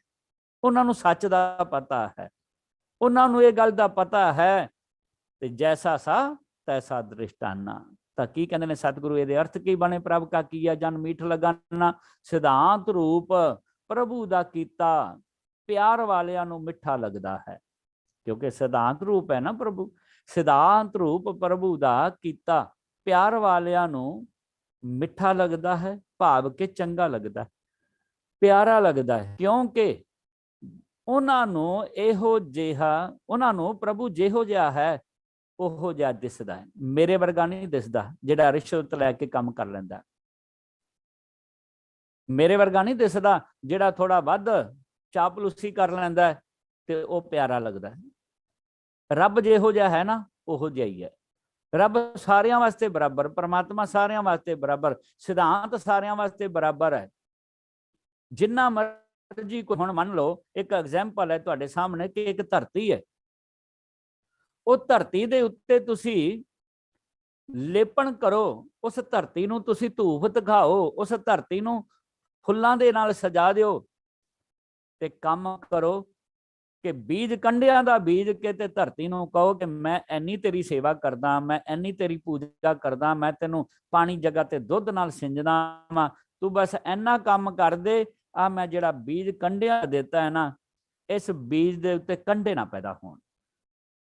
ਕੀ ਧਰਤੀ ਤੁਹਾਡੀ ਸੇਵਾ ਤੋਂ ਖੁਸ਼ ਹੋ ਕੇ, ਆ ਤੁਹਾਡੇ ਲੇਪਣ ਕਰਨ ਤੋਂ ਖੁਸ਼ ਹੋ ਕੇ, ਤੁਹਾਡੀ ਰੋਜ਼ ਸੇਵਾ ਸੰਭਾਲ ਕਰਨ ਤੋਂ ਖੁਸ਼ ਹੋ ਕੇ ਕੰਡਿਆਂ ਦੇ ਬੀਜ ਤੋਂ ਅੰਗੂਰ ਪੈਦਾ ਕਰ ਸਕਦੀ ਹੈ? ਨਹੀਂ ਕਰ ਸਕਦੀ ਨਾ। ਕਿਉਂ ਨਹੀਂ ਕਰ ਸਕਦੀ? ਉਹ ਇਸੇ ਕਰਕੇ ਹੀ ਨਹੀਂ ਕਰ ਸਕਦੀ ਕਿਉਂਕਿ ਧਰਤੀ ਦਾ ਜਿਹੜਾ ਧਰਮ ਹੈ, ਧਰਤੀ ਦਾ ਜਿਹੜਾ ਨਿਯਮ ਹੈ ਨਾ, ਉਹ ਇੱਕ ਹੈ, ਉਹ ਸਾਰਿਆਂ ਵਾਸਤੇ ਇੱਕ ਹੈ। ਹੁਣ ਬੀਜ ਧਰਤੀ ਦੇ ਉੱਤੇ ਕਈ ਚਲਾਉਣ ਵਾਲਾ ਹੋਵੇ, ਧਰਤੀ ਉੱਤੇ ਛੁਰੀਆਂ ਮਾਰਨ ਵਾਲਾ, ਕਰੰਡੀ ਮਾਰਨ ਵਾਲਾ ਹੋਵੇ, ਧਰਤੀ ਦੇ ਉੱਤੇ ਜਿੰਨਾ ਮਰਜੀ ਕਹਿਰ ਕਮਾਉਣ ਵਾਲਾ ਹੋਵੇ, ਜੇ ਬੀਜ ਅੰਗੂਰ ਦਾ ਬੀਜ ਦੇਵੇ ਤੇ ਕੀ ਧਰਤੀ ਗੁੱਸੇ ਵਿੱਚ ਆ ਕੇ ਅੰਗੂਰ ਦੇ ਬੀਜ ਨੂੰ ਕੰਡਿਆਂ ਦਾ ਬਣਾ ਦੇਗੀ? ਉੱਥੇ ਕੰਡੇ ਪੈਦਾ ਹੋਣਗੇ? ਨਹੀਂ ਨਾ, ਕਿਉਂਕਿ ਉਹਨੇ ਆਪਣਾ ਕਰਮ ਕਰਨਾ। ਉਹ ਜਿਹੀ ਜੀ ਧਰਤੀ ਹੈ ਉਹੋ ਜੀ ਹੈ। ਹਾਂ, ਜੇ ਬੰਜਰ ਹੈ ਧਰਤੀ ਤੇ ਬੀਜ ਮਰ ਜਾਣਾ, ਪੈਦਾ ਹੀ ਨਹੀਂ ਹੋਣਾ। ਪਰ ਜਿੱਥੇ ਉਪਜਾਊ ਧਰਤੀ ਹੈ ਨਾ, ਉੱਥੇ ਬੀਜ ਪੈਦਾ ਹੋਣਾ। ਪਰ ਹੋਣਾ ਉਹ ਹੈ ਜਿਹੜਾ ਤੂੰ ਬੀਜਿਆ ਹੈ, ਜਿਹੜਾ ਧਰਤੀ ਦੀ ਗੋਦ ਵਿੱਚ ਤੂੰ ਰੱਖ ਦਿੱਤਾ, ਫਲੀਭੂਤ ਹੋ ਜਾਣਾ। ਬਸ ਫਲੀਭੂਤ ਕਰਨਾ ਧਰਤੀ ਦਾ ਕੰਮ ਹੈ। ਇਸੇ ਤਰ੍ਹਾਂ ਜਿਹੜਾ ਪ੍ਰਭੂ ਹੈ ਨਾ, ਪ੍ਰਭੂ ਜੋ ਕਰਦਾ ਪਿਆ ਨਾ, ਉਹ ਉਹੀ ਕਰਦਾ ਹੈ ਜੋ ਤੇਰਾ ਕਰਮ ਹੈ। ਤੇਰਾ ਕਰਮ ਹੀ ਤੈਨੂੰ ਮੋੜਦਾ ਪਿਆ ਹੈ, ਤੇਰੇ ਕਰਮ ਅਨੁਸਾਰ ਹੀ ਤੇਰੇ ਨਾਲ ਸਭ ਕੁਝ ਹੋ ਰਿਹਾ। ਮਾੜਾ ਹੋ ਰਿਹਾ ਤੇ ਤੇਰਾ ਕਰਮ ਤੇਰੇ ਸਾਹਮਣੇ ਆ, ਚੰਗਾ ਹੋ ਰਿਹਾ ਤੇ ਤੇਰਾ ਕਰਮ ਤੇਰੇ ਸਾਹਮਣੇ ਹੈ। ਉਹ ਜਿਹੋ ਜਿਹਾ ਹੈ ਨਾ, ਉਹ ਜਿਹਾ ਦ੍ਰਿਸ਼ਟਾਨਾ, ਦ੍ਰਿਸ਼ਟ ਆ ਜਾਂਦਾ ਹੈ, ਨਜ਼ਰ ਆ ਜਾਂਦਾ ਹੈ, ਦਿਸ ਜਾਂਦਾ ਹੈ। ਕਿਹਨਾਂ ਨੂੰ? ਪਿਆਰ ਵਾਲਿਆਂ ਨੂੰ। ਪ੍ਰਭ ਕਾ ਕੀਆ ਜਨ ਮੀਠ ਲਗਾਨਾ, ਜੈਸਾ ਸਾ ਤੈਸਾ ਦ੍ਰਿਸ਼ਟਾਨਾ। ਉਹਨਾਂ ਨੂੰ ਉਹ ਪ੍ਰਭੂ ਜਿਹੋ ਜਿਹਾ ਹੈ ਉਹੋ ਜਿਹਾ ਦਿਸਦਾ ਹੈ, ਉਹੋ ਜਿਹਾ ਉਹਨਾਂ ਨੇ ਪਛਾਣ ਲਿਆ ਹੈ। ਇਸ ਵਾਸਤੇ ਉਹ ਪ੍ਰਭੂ ਦਾ ਕੀਤਾ ਮਿੱਠਾ ਮੰਨਦੇ ਹਨ। ਅਗਲੀ ਪੰਕਤੀ ਵਿੱਚ ਸਾਹਿਬ ਕਹਿੰਦੇ ਨੇ, ਜਿਸ ਤੇ ਉਪਜੇ ਤਿਸ ਮਾਹੇ ਸਮਾਏ, ਓਏ ਸੁਖ ਨਿਧਾਨ ਉਹਨੂੰ ਬਣ ਆਏ। ਜਿਨੇ ਅਟਲ ਨਿਯਮ ਨੂੰ ਪਛਾਣ ਲਿਆ, ਜਿਨੇ ਸੱਚ ਸਿਧਾਂਤ ਬਾਰੇ ਜਾਣ ਲਿਆ, ਜਿਨੇ ਪ੍ਰਭੂ ਬਾਰੇ ਜਾਣ ਲਿਆ ਤੇ ਪ੍ਰਭੂ ਨੂੰ ਪਛਾਣ ਲਿਆ ਹੈ, ਉਹਨੇ ਇਹ ਗੱਲ ਵੀ ਮਹਿਸੂਸ ਕਰ ਲਈ, ਉਹਨੇ ਇਹ ਗੱਲ ਵੀ ਦੇਖ ਲਈ ਕਿ ਜਿਸ ਤੇ ਉਪਜੇ ਤੇ ਸਮਾਹੇ ਸਮਾਏ। ਜਿਹੜੀ ਚੀਜ਼ ਵੀ ਜਿੱਥੋਂ ਪੈਦਾ ਹੋਈ ਆ ਨਾ, ਉਹ ਚੀਜ਼ ਅਖੀਰ ਨੂੰ ਜਾ ਕੇ ਉਹਦੇ ਵਿੱਚ ਹੀ ਸਮਾ ਜਾਂਦੀ ਪਈ, ਉਹਦੇ ਵਿੱਚ ਹੀ ਲੀਨ ਹੋ ਰਹੀ ਹੈ। ਕੋਈ ਚੀਜ਼ ਇਹੋ ਜਿਹੀ ਨਹੀਂ ਜਿਹੜੀ ਕਿਸੇ ਹੋਰ ਪਾਸੇ ਜਾਂਦੀ ਹੋਵੇ। ਹਾਂ, ਘੁੰਮਣਾ ਵੱਖਰੀ ਗੱਲ ਹੈ, ਜਿੰਨਾ ਮਰਜ਼ੀ ਘੁੰਮੀ ਜਾਏ। ਪਾਣੀ ਜਿਹੜਾ ਸਮੁੰਦਰ ਤੋਂ ਵੱਖ ਹੋ ਜਾਏ, ਨਦੀਆਂ ਨਾਲੇ ਬਣ ਜਾਂਦਾ ਹੈ। ਨਦੀਆਂ ਨਾਲੇ ਬਣ ਕੇ ਘੁੰਮ ਘੁਮਾ ਕੇ ਜਿੰਨਾ ਮਰਜ਼ੀ ਲੰਮਾ ਚੱਕਰ ਕੱਢੇ, ਜਿੰਨੇ ਮਰਜ਼ੀ ਦੇਸ਼ਾਂ ਵਿੱਚ ਜਾਏ, ਅਖੀਰ ਸਮੁੰਦਰ ਵਿੱਚ ਹੀ ਜਾ ਡਿੱਗਦਾ। ਸਮੁੰਦਰ ਤੋਂ ਹੀ ਵਿਛੜਿਆ ਸੀ, ਸਮੁੰਦਰ ਦੇ ਵਿੱਚ ਹੀ ਜਾ ਡਿੱਗਦਾ ਹੈ। ਹੁਣ ਤੁਸੀਂ ਕਹੋਗੇ ਵੀ ਕਈ ਇਹੋ ਜਿਹੇ ਨੇ ਜਿਹੜੇ ਦਰਿਆਵਾਂ ਤੋਂ ਸਾਈਡ ਤੇ ਪਾਣੀ ਹੋ ਜਾਂਦੇ ਨੇ, ਟੋਇਆਂ ਟਿੱਬਿਆਂ ਵਿੱਚ ਚਲੇ ਜਾਂਦੇ ਨੇ, ਉਹ ਤੇ ਸਮੁੰਦਰ ਤੱਕ ਪਹੁੰਚਦੇ ਨਹੀਂ। ਉਹ ਤੇ ਉੱਥੇ ਹੀ ਇੱਕ ਟੋਭੇ ਦੇ ਵਿੱਚ ਚਲੇ ਜਾਂਦੇ ਨੇ, ਖੜ ਜਾਂਦੇ ਨੇ ਤੇ ਉੱਥੇ ਹੀ ਮਰ ਮੁੱਕ ਜਾਂਦੇ ਨੇ। ਨਹੀਂ ਗੁਰੂ ਕੇ ਪਿਆਰਿਓ, ਜਿਹੜਾ ਟੋਏ ਵਿੱਚ ਵੀ ਪਾਣੀ ਖੜਦਾ, ਜਿਹੜਾ ਕਿਸੇ ਝੀਲ ਦੇ ਵਿੱਚ ਵੀ ਚਲਾ ਜਾਂਦਾ, ਜਿਹੜਾ ਕਿਸੇ ਲੇਕ ਵਿੱਚ ਵੀ ਪਾਣੀ ਚਲਾ ਜਾਂਦਾ ਨਾ, ਉਹ ਵੀ ਇੱਕ ਨਾ ਇੱਕ ਦਿਨ ਸੂਰਜ ਦੀ ਗਰਮੀ ਦੇ ਨਾਲ ਭਾਫ ਬਣ ਜਾਂਦਾ। ਭਾਫ ਬਣ ਕੇ ਬੱਦਲ ਬਣ ਕੇ ਆਕਾਸ਼ ਤੇ ਉੱਡ ਜਾਂਦਾ, ਆਕਾਸ਼ ਤੋਂ ਫਿਰ ਪਾਣੀ ਬਣ ਕੇ ਸਮੁੰਦਰ ਵਿੱਚ ਆ ਡਿੱਗਦਾ। ਇਹ ਚੱਲਦਾ ਪਿਆ ਸਰਕਲ। ਮਿੱਟੀ ਤੋਂ ਜਿਹੜਾ ਫਲ ਵੀ ਪੈਦਾ ਹੋਇਆ, ਜਿਹੜਾ ਫਲ ਵੀ ਮਿੱਟੀ ਤੋਂ ਪੈਦਾ ਹੋਇਆ, ਉਹ ਜਿੰਨਾ ਮਰਜ਼ੀ ਸਫ਼ਰ ਕਰ ਲਵੇ, ਮਿੱਟੀ ਤੋਂ ਬੀਜ ਬਣਿਆ, ਬੀਜ ਤੋਂ ਹੀ ਜੜ ਬਣਿਆ, ਜੜ ਤੋਂ ਫਿਰ ਦਰਖਤ ਬਣਿਆ, ਦਰਖਤ ਤੋਂ ਫਿਰ ਫਲ ਬਣਿਆ, ਫਰੂਟ ਬਣਿਆ ਜਾਂ ਅੰਨ ਬਣਿਆ।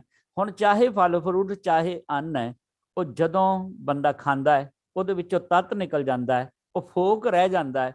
ਫੋਕ ਜਿਹੜਾ ਹੈ ਉਹ ਫਿਰ ਬਾਹਰ ਆ ਜਾਂਦਾ ਹੈ, ਉਹ ਫੋਕ ਸੁੱਕ ਜਾਂਦਾ ਹੈ, ਫਿਰ ਮਿੱਟੀ ਬਣ ਜਾਂਦਾ ਹੈ, ਫਿਰ ਮਿੱਟੀ ਹੋ ਜਾਂਦਾ ਹੈ। ਇਸੇ ਤਰ੍ਹਾਂ ਸਰਕਲ ਹੈ, ਹਰ ਚੀਜ਼ ਘੁੰਮਦੀ ਪਈ ਹੈ। ਜਿਹੜੀ ਚੀਜ਼ ਜਿੱਥੋਂ ਪੈਦਾ ਹੋਈ ਹੈ ਨਾ, ਉਹ ਉਹਦੇ ਵਿੱਚ ਹੀ ਲੀਨ ਹੋ ਰਹੀ ਹੈ। ਅੱਗ ਜਿਹੜੀ ਹੈ, ਸੂਰਜ ਇਹਦਾ ਕੇਂਦਰ ਹੈ ਤੇ ਅੱਗ ਸੂਰਜ ਵਿੱਚ ਜਾ ਮਿਲਦੀ ਹੈ, ਆਕਾਸ਼ ਵੱਲ ਭੱਜਦੀ ਹੈ। ਇਸੇ ਤਰ੍ਹਾਂ ਪੰਜ ਤੱਤ ਤੋਂ ਬਣਿਆ ਇਹ ਸਰੀਰ ਪੰਜਾਂ ਤੱਤਾਂ ਵਿੱਚ ਜਾ ਸਮਾਂਦਾ ਹੈ।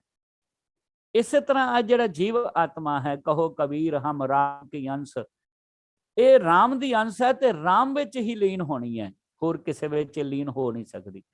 ਉਨੀ ਦੇਰ ਭਟਕਣਾ ਹੈ ਜਿੰਨੀ ਦੇਰ ਰਾਮ ਨਹੀਂ ਮਿਲਦਾ, ਰਮਿਆ ਹੋਇਆ ਨਹੀਂ ਮਿਲਦਾ। ਉਨੀ ਦੇਰ ਭਟਕਣਾ ਹੈ ਜਿੰਨੀ ਦੇਰ ਸੱਚ ਨਹੀਂ ਮਿਲਦਾ। ਜਿਸ ਦਿਨ ਸੱਚ ਮਿਲ ਗਿਆ, ਸੱਚ ਖਸਮ ਮਿਲ ਗਿਆ, ਬਸ ਉਸੇ ਦਿਨ ਸੱਚ ਵਿੱਚ ਇਸ ਆਤਮਾ ਨੇ ਲੀਨ ਹੋ ਜਾਣਾ ਹੈ। ਸੋ ਸਾਹਿਬ ਕਹਿੰਦੇ ਉਹਨੂੰ ਸਮਝ ਆ ਗਈ, ਉਹਨੂੰ ਪਤਾ ਲੱਗ ਗਿਆ। ਤਾਂ ਸਤਿਗੁਰੂ ਇੱਥੇ ਕੀ ਕਹਿੰਦੇ, ਜਿਸ ਤੇ ਉਪਜੇ ਤਿਸ ਮਾਹੇ ਸਮਾਏ। ਉਹਨਾਂ ਨੂੰ ਦਿਸ ਜਾਂਦਾ ਹੈ ਜੋ ਕੁਝ ਵੀ ਜਿਸ ਤੋਂ ਵੀ ਬਣਿਆ ਹੈ, ਅਖੀਰ ਨੂੰ ਉਸੇ ਵਿੱਚ ਹੀ ਸਮਾ ਜਾਂਦਾ ਹੈ। ਤੇ ਅਗਲੀ ਪੰਕਤੀ ਕਹਿੰਦੇ, ਓਏ ਸੁਖ ਨਿਦਾਨ ਉਹਨੂੰ ਬਣ ਆਏ। ਉਹ ਸਭ ਸੁਖ ਦੇਣ ਵਾਲੇ ਸੁਖ ਨਿਦਾਨ, ਓਏ ਸੁਖ ਨਿਦਾਨ, ਇੱਥੇ ਧਿਆਨ ਰੱਖਣਾ, ਓਏ ਸੁਖ ਨਿਦਾਨ। ਉਹ ਜਿਹੜੇ ਨੇ ਨਾ ਸੁੱਖਾਂ ਦੇ ਖਜ਼ਾਨੇ ਨੇ, ਸੁੱਖ ਦੇਣ ਵਾਲੇ। ਸੁੱਖਾਂ ਦੇ ਖਜ਼ਾਨੇ ਕਿਹਨੂੰ ਕਹਿੰਦੇ ਨੇ? ਜਿਨ੍ਹਾਂ ਕੋਲੋਂ ਸੁੱਖ ਮਿਲਦਾ, ਅਸੀਂ ਕਹਿੰਦੇ ਸੁੱਖਾਂ ਦਾ ਖਜ਼ਾਨਾ। ਉਹ ਸਾਰਿਆਂ ਨੂੰ ਸੁੱਖ ਦੇਣ ਵਾਲੇ ਨੇ ਨਾ, ਸਗਲ ਉਦਾਹਰਨ ਨੇ ਸੇਵਕ। ਹੁਣ ਉਹ ਸਾਰਿਆਂ ਨੂੰ ਸੁੱਖ ਦੇਣ ਵਾਲੇ ਸੁੱਖਾਂ ਦੇ ਖਜ਼ਾਨੇ ਹਨ। ਤੇ ਇਸ ਵਾਸਤੇ ਉਹਨੂੰ ਬਣ ਆਏ, ਮੇਰੀ ਉਹਨਾਂ ਨਾਲ ਨਿਭ ਜਾਵੇ। ਇੱਥੇ ਭਾਵੇਂ ਅਰਥ ਕਰ ਦਿੱਤੇ ਗਏ ਕਿ ਉਹਨਾਂ ਦੀ ਪ੍ਰਭੂ ਨਾਲ ਬਣ ਜਾਵੇ, ਜਾਂ ਅਰਥ ਕਰ ਦਿੱਤੇ ਗਏ ਕਿ ਆ ਉਹ ਸੁੱਖਾਂ ਦੇ ਖਜ਼ਾਨੇ ਹਨ। ਇਹ ਗੱਲ ਉਹਨਾਂ ਵਾਸਤੇ ਹੀ ਫੱਬਦੀ ਹੈ, ਉਹਨਾਂ ਵਾਸਤੇ ਹੀ ਬਣਦੀ ਹੈ ਵੀ ਉਹ ਸੁੱਖਾਂ ਦੇ ਖਜ਼ਾਨੇ ਨੇ। ਹੁਣ ਇਹ ਗੱਲ ਕਹਿਣ ਦੀ ਲੋੜ ਨਹੀਂ ਵੀ ਸੁੱਖਾਂ ਦੇ ਖਜ਼ਾਨੇ ਉਹਨਾਂ ਵਾਸਤੇ ਹੀ ਜੱਚਦੀ ਹੈ। ਹੁਣ ਅਸੀਂ ਸੁਨਿਆਰਾ, ਕਿਸੇ ਨੂੰ ਆਮ ਬੰਦੇ ਨੂੰ ਸੁਨਿਆਰਾ ਕਹਿ ਹੀ ਨਹੀਂ ਸਕਦੇ। ਸੁਨਿਆਰਾ ਕਵਾਂਗੇ ਉਹਨੂੰ ਜਿਹੜਾ ਸੋਨੇ ਦਾ ਕੰਮ ਕਰਦਾ, ਚਮਾਰ ਕਵਾਂਗੇ ਉਹਨੂੰ ਜਿਹੜਾ ਚੰਮ ਦਾ ਕੰਮ ਕਰਦਾ। ਹੁਣ ਉਹਨਾਂ ਵਾਸਤੇ ਅਸੀਂ ਕਹੀਏ ਵੀ ਇਹ ਗੱਲ ਜੱਚਦੀ ਹੈ, ਤੇ ਇਹ ਕਹਿਣ ਦੀ ਕੋਈ ਲੋੜ ਨਹੀਂ ਹੈਗੀ। ਉਹ ਸੁੱਖ ਨਿਧਾਨ ਉਹਨੂੰ ਬਣ ਆਏ, ਇਹ ਮਤਲਬ ਗੱਲ ਉਹਨਾਂ ਵਾਸਤੇ ਫੱਬਦੀ ਹੈ मेरी समझ विच ये गल ठीक नहीं लगी भी ये गल फब्बदी तां कहण दा मतलब ही नहीं हैगा, किसी होर नूं असीं कह ही नहीं सकते भी सुखां दा खजाना है। ਉਹਨੂੰ ਕਵਾਂਗੇ ਜਿਹੜਾ ਸੁੱਖਾਂ ਦਾ ਖਜ਼ਾਨਾ ਹੈ, ਸੁੱਖ ਦੇਣ ਵਾਲੇ ਨੇ, ਉਹਨਾਂ ਨੂੰ ਹੀ ਕਵਾਂਗੇ ਨਾ। ਇਸ ਵਾਸਤੇ ਗੱਲ ਫੱਬਦੀ ਹੈ। ਇਹ ਤਾਂ ਹੁੰਦਾ ਵੀ ਜੇ ਕਿਸੇ ਹੋਰ ਨੂੰ ਵੀ ਸੁੱਖਾਂ ਦਾ ਖਜ਼ਾਨਾ ਕਹਿ ਰਹੇ ਆ ਤੇ ਇਹਨਾਂ ਨੂੰ ਵੀ ਕਹਿ ਰਹੇ ਆ, ਤੇ ਸਾਹਿਬ ਕਹਿੰਦੇ ਨਾ ਭਾਈ ਇੱਧਰ ਨਹੀਂ ਫੱਬਦੀ ਪਈ, ਇੱਧਰ ਫੱਬਦੀ ਪਈ। ਪਰ ਅਸੀਂ ਸੁੱਖਾਂ ਦਾ ਖਜ਼ਾਨਾ ਕਿਸੇ ਹੋਰ ਨੂੰ ਕਹਿੰਦੇ ਹੀ ਨਹੀਂ, ਅਸੀਂ ਉਸੇ ਨੂੰ ਸੁੱਖਾਂ ਦਾ ਖਜ਼ਾਨਾ ਕਹਿੰਦੇ ਆ ਜੇ ਸੁੱਖ ਦਿੰਦਾ ਹੈ। ਸੋ ਇਸ ਵਾਸਤੇ ਮੇਰੇ ਵਿਚਾਰ ਮੁਤਾਬਕ ਇਹ ਗੱਲ ਹੈ ਕਿ ਉਹਨੂੰ ਤੋਂ ਭਾਵ ਹੈ ਉਹਨਾਂ ਨਾਲ, ਉਹ ਸੁੱਖ ਨਿਧਾਨ ਉਹਨੂੰ ਬਣ ਆਏ। ਉਹ ਸੁੱਖਾਂ ਦੇ ਖਜ਼ਾਨੇ ਹਨ, ਇਸ ਲਈ ਮੇਰੀ ਉਹਨਾਂ ਨਾਲ ਨਿਭ ਜਾਵੇ, ਇਸ ਲਈ ਉਹਨਾਂ ਨਾਲ ਬਣ ਆਏ, ਚਾਹੇ ਮੇਰੀ ਲਾਓ ਚਾਹੇ ਨਾ ਲਾਓ, ਕਿ ਉਹ ਸੁੱਖਾਂ ਦੇ ਖਜ਼ਾਨੇ ਨੇ, ਉਹਨਾਂ ਨਾਲ ਬਣ ਆਵੇ। ਭਾਵ ਉਹਨਾਂ ਨਾਲ ਮੇਰਾ ਪਿਆਰ ਬਣ ਜਾਵੇ, ਉਹਨਾਂ ਨਾਲ ਮੇਰੀ ਨਿਭ ਜਾਵੇ। ਜਿਹੜੇ ਸੁੱਖਾਂ ਦੇ ਖਜ਼ਾਨੇ ਹਨ, ਉਹ ਸੁੱਖ ਨਿਧਾਨ ਉਹਨੂੰ ਬਣ ਆਏ। ਤੇ ਲਾਸਟ ਵਾਲੀ ਪੰਕਤੀ ਹੈ ਗੁਰੂ ਕੇ ਪਿਆਰਿਓ, ਸਾਹਿਬ ਕਹਿੰਦੇ ਆਪਸ ਕੋ ਆਪ ਦੀਨੋ ਮਾਨ। ਜਿਹੜਾ ਪ੍ਰਭੂ ਹੈ ਨਾ, ਉਹ ਆਪਣੇ ਆਪ ਨੂੰ ਸਤਿਕਾਰ ਦੇ ਰਿਹਾ, ਮਾਣ ਦੇ ਰਿਹਾ, ਦੀਨੋ ਮਾਨ। ਆ ਦੇਖੋ, ਆਪਸ ਕੋ ਆਪ ਦੀਨੋ ਮਾਨ, ਦੀਨੋ ਦਿੱਤਾ ਹੈ, ਆਪਣੇ ਆਪ ਨੂੰ ਮਾਣ ਦਿੱਤਾ ਹੈ, ਆਪਣੇ ਆਪ ਨੂੰ ਮਾਣ ਦਿੰਦਾ ਹੈ। ਦੀਨੋ ਮਾਣ ਦਿੱਤਾ ਹੈ, ਮਾਣ ਆਪਣੇ ਆਪ ਨੂੰ। ਤੇ ਹੁਣ ਬੰਦੇ ਨੇ ਆਪਣੇ ਆਪ ਨੂੰ ਮਾਣ ਨਹੀਂ ਦਿੱਤਾ। ਇੱਥੇ ਗੱਲ ਇਹ ਹੈ ਕਿ ਸਤਿਗੁਰੂ ਕਹਿੰਦੇ ਨੇ ਕਿ ਐਸੇ ਸੇਵਕਾਂ ਅੰਦਰ ਪ੍ਰਭੂ ਨੇ ਆਪਣੇ ਆਪ ਨੂੰ ਸਤਿਕਾਰ ਦਿੱਤਾ ਹੋਇਆ ਹੈ। ਸਮਝਦੇ ਹੋ? ਆਪਸ ਕੋ ਆਪ ਦੀਨੋ ਮਾਣ। ਜਦੋਂ ਸਤਿਕਾਰ ਮਿਲਦਾ ਨਾ ਪਿਆਰ ਵਾਲਿਆਂ ਨੂੰ, ਸੇਵਕਾਂ ਨੂੰ, ਤੇ ਇਹ ਪ੍ਰਭੂ ਨੂੰ ਪਿਆਰ ਮਿਲਦਾ ਪਿਆ। ਉਹ ਸੇਵਕਾਂ ਦੇ ਰਾਹੀਂ ਆਪਣੇ ਆਪ ਨੂੰ ਮਾਣ ਦਿੰਦਾ ਹੈ। ਸੇਵਕਾਂ ਦੇ ਰਾਹੀਂ, ਸੇਵਕਾਂ ਦੇ ਅੰਦਰ ਨਹੀਂ, ਸੇਵਕਾਂ ਦੇ ਰਾਹੀਂ, ਸੇਵਕਾਂ ਦੇ ਰਾਹੀਂ ਪ੍ਰਭੂ ਨੇ ਆਪਣੇ ਆਪ ਨੂੰ ਸਤਿਕਾਰ ਦਿੱਤਾ ਹੈ, ਮਾਣ ਦਿੱਤਾ ਹੈ। ਨਾਨਕ ਪ੍ਰਭ ਜਨ ਏਕੋ ਜਾਣ। ਅਰਥ ਬਣੇ ਕਿ ਐਸੇ ਸੇਵਕਾਂ ਨੂੰ, ਸੇਵਕਾਂ ਦੇ ਰਾਹੀਂ ਪ੍ਰਭੂ ਨੇ ਆਪਣੇ ਆਪ ਨੂੰ ਸਤਿਕਾਰ ਦਿੱਤਾ ਹੈ, ਮਾਣ ਦਿੱਤਾ ਹੈ। ਭਾਵ ਕਿ ਪਿਆਰ ਵਾਲਿਆਂ ਦਾ ਸਤਿਕਾਰ ਪ੍ਰਭੂ ਦਾ ਸਤਿਕਾਰ ਹੈ। ਪਿਆਰ ਵਾਲਿਆਂ ਦਾ ਸਤਿਕਾਰ ਪਰਮਾਤਮਾ ਦਾ ਸਤਿਕਾਰ ਹੈ, ਸੱਚ ਦਾ ਸਤਿਕਾਰ ਹੈ। ਜਿਹੜੇ ਸੱਚੇ ਮਨੁੱਖ ਨੇ ਨਾ, ਸੱਚੇ ਮਨੁੱਖ ਦਾ ਸਤਿਕਾਰ ਕਰਾਂਗੇ, ਰਿਸਪੈਕਟ ਕਰਾਂਗੇ ਤੇ ਸੱਚ ਦੀ ਰਿਸਪੈਕਟ ਹੈ। ਇਸੇ ਤਰ੍ਹਾਂ ਪ੍ਰਭੂ ਵਾਲਿਆਂ ਦੀ ਰਿਸਪੈਕਟ ਕਰਾਂਗੇ ਤੇ ਪ੍ਰਭੂ ਦੀ ਰਿਸਪੈਕਟ ਹੈ, ਪ੍ਰਭੂ ਦਾ ਸਤਿਕਾਰ ਹੈ। ਤੇ ਹੇ ਨਾਨਕ ਪ੍ਰਭ ਜਨ ਏਕੋ ਜਾਣ। ਉਸ ਪ੍ਰਭੂ ਅਤੇ ਪ੍ਰਭੂ ਦੇ ਪਿਆਰ ਵਾਲਿਆਂ ਨੂੰ, ਜਨ ਦਾ ਮਤਲਬ ਪਿਆਰ ਵਾਲੇ, ਉਸ ਪ੍ਰਭੂ ਅਤੇ ਪ੍ਰਭੂ ਦੇ ਪਿਆਰੇ ਨੂੰ, ਜਨ ਨੰਨੇ ਨੂੰ ਔਂਕੜ ਹੈ, ਪਿਆਰਿਆਂ ਨੂੰ ਨਹੀਂ, ਪਿਆਰੇ ਨੂੰ ਸਿੰਗੂਲਰ ਹੈ। ਉਸ ਪ੍ਰਭੂ ਅਤੇ ਪ੍ਰਭੂ ਦੇ ਪਿਆਰੇ ਨੂੰ ਇੱਕੋ ਜਾਣ, ਇੱਕੋ ਹੀ ਸਮਝ। ਪ੍ਰਭੂ ਦਾ ਪਿਆਰਾ ਤੇ ਪ੍ਰਭੂ ਇਹ ਦੋਵੇਂ ਇੱਕ ਨੇ। ਵੇਖਣ ਨੂੰ ਦੋ ਦਿਸਦੇ ਨੇ, ਸਰੀਰ ਦੋ ਨੇ, ਬੋਡੀਜ਼ ਦੋ ਨੇ, ਪਰ ਉਹ ਹੈ ਇੱਕ, ਕਿਉਂਕਿ ਉਹਨਾਂ ਦੀ ਵਿਚਾਰਧਾਰਾ ਇੱਕ ਹੈ, ਉਹਨਾਂ ਦੀ ਸਮਝ ਇੱਕ ਹੈ, ਉਹਨਾਂ ਦੀ ਸੋਚ ਇੱਕ ਹੈ। ਇਸ ਵਾਸਤੇ ਸਾਹਿਬ ਕਹਿੰਦੇ ਆਪਸ ਕੋ ਆਪ ਦੀਨੋ ਮਾਨ, ਨਾਨਕ ਪ੍ਰਭ ਜਨ ਏਕੋ ਜਾਣ। ਪ੍ਰਭੂ ਨੂੰ ਤੇ ਜਨ ਨੂੰ, ਪਰਮਾਤਮਾ ਨੂੰ ਤੇ ਪਰਮਾਤਮਾ ਦੇ ਪਿਆਰ ਵਾਲੇ ਨੂੰ ਇੱਕ ਸਮਝ, ਇੱਕ ਮਨ। ਉਹਨਾਂ ਵਿੱਚ ਕੋਈ ਭੇਦ ਨਹੀਂ, ਕੋਈ ਫਰਕ ਨਹੀਂ। ਗੁਰੂ ਕਰਨ ਕਿਰਪਾ, ਮਿਹਰ ਕਰਨ ਤੇ ਇਹ ਅਸ਼ਟਪਦੀ ਸਾਰੀ ਹੀ ਸਾਡੀ ਸਮਝ ਵਿੱਚ ਆ ਜਾਏ। 8 ਦੇ 8 ਪਦੇ ਅਸੀਂ ਸਮਝ ਕੇ ਜੀਵਨ ਅੰਦਰ ਢਾਲ ਸਕੀਏ ਤੇ ਲੋਕ ਸੁਖੀਆ ਪਰਲੋਕ ਸੁਹੇਲਾ ਹੋ ਜਾਏ। ਲੋਕ ਕੀ ਹੁੰਦਾ ਹੈ? ਇੱਥੇ ਭੁਲੇਖੇ ਵਿੱਚ ਨਾ ਰਹਿਣਾ। ਲੋਕ ਤੇ ਪਰਲੋਕ। ਲੋਕ ਹੁੰਦਾ ਹੈ ਮੇਰੇ ਅੰਦਰ ਦੀ ਦੁਨੀਆ, ਪਰਲੋਕ ਹੈ ਮੇਰੇ ਬਾਹਰ ਦੀ ਦੁਨੀਆ। ਮੇਰੇ ਅੰਦਰ ਦੀ ਦੁਨੀਆ ਲੋਕ, ਮੇਰੇ ਬਾਹਰ ਦੀ ਦੁਨੀਆ ਪਰਲੋਕ। ਲੋਕ ਸੁਖੀ ਆ, ਅੰਦਰ ਸੁਖੀ ਹੋ ਜਾਵੇ, ਪਰਲੋਕ ਸੁਹੇਲਾ, ਤੇ ਬਾਹਰ ਵੀ ਮੈਨੂੰ ਸਾਰੇ ਪਾਸੇ ਸੁਖਾਲਾ ਤੇ ਸੌਖਾ ਹੋ ਜਾਏ, ਜੀਣਾ ਸੌਖਾ ਹੋ ਜਾਏ। ਇਸ ਵਾਸਤੇ ਇਹ ਬਾਣੀ ਆਪਾਂ ਸਮਝ ਕੇ ਜੀਵਨ ਵਿੱਚ ਅਪਲਾਈ ਕਰ ਸਕੀਏ ਜੀ। ਇਤਨੀ ਕੋ ਬੇਨਤੀ ਪ੍ਰਵਾਨ ਕਰਨੀ। ਫਤਿਹ ਨਾਲ ਪਾਓ ਸਾਂਝ। ਵਾਹਿਗੁਰੂ ਜੀ ਕਾ ਖਾਲਸਾ, ਵਾਹਿਗੁਰੂ ਜੀ ਕੀ ਫਤਿਹ।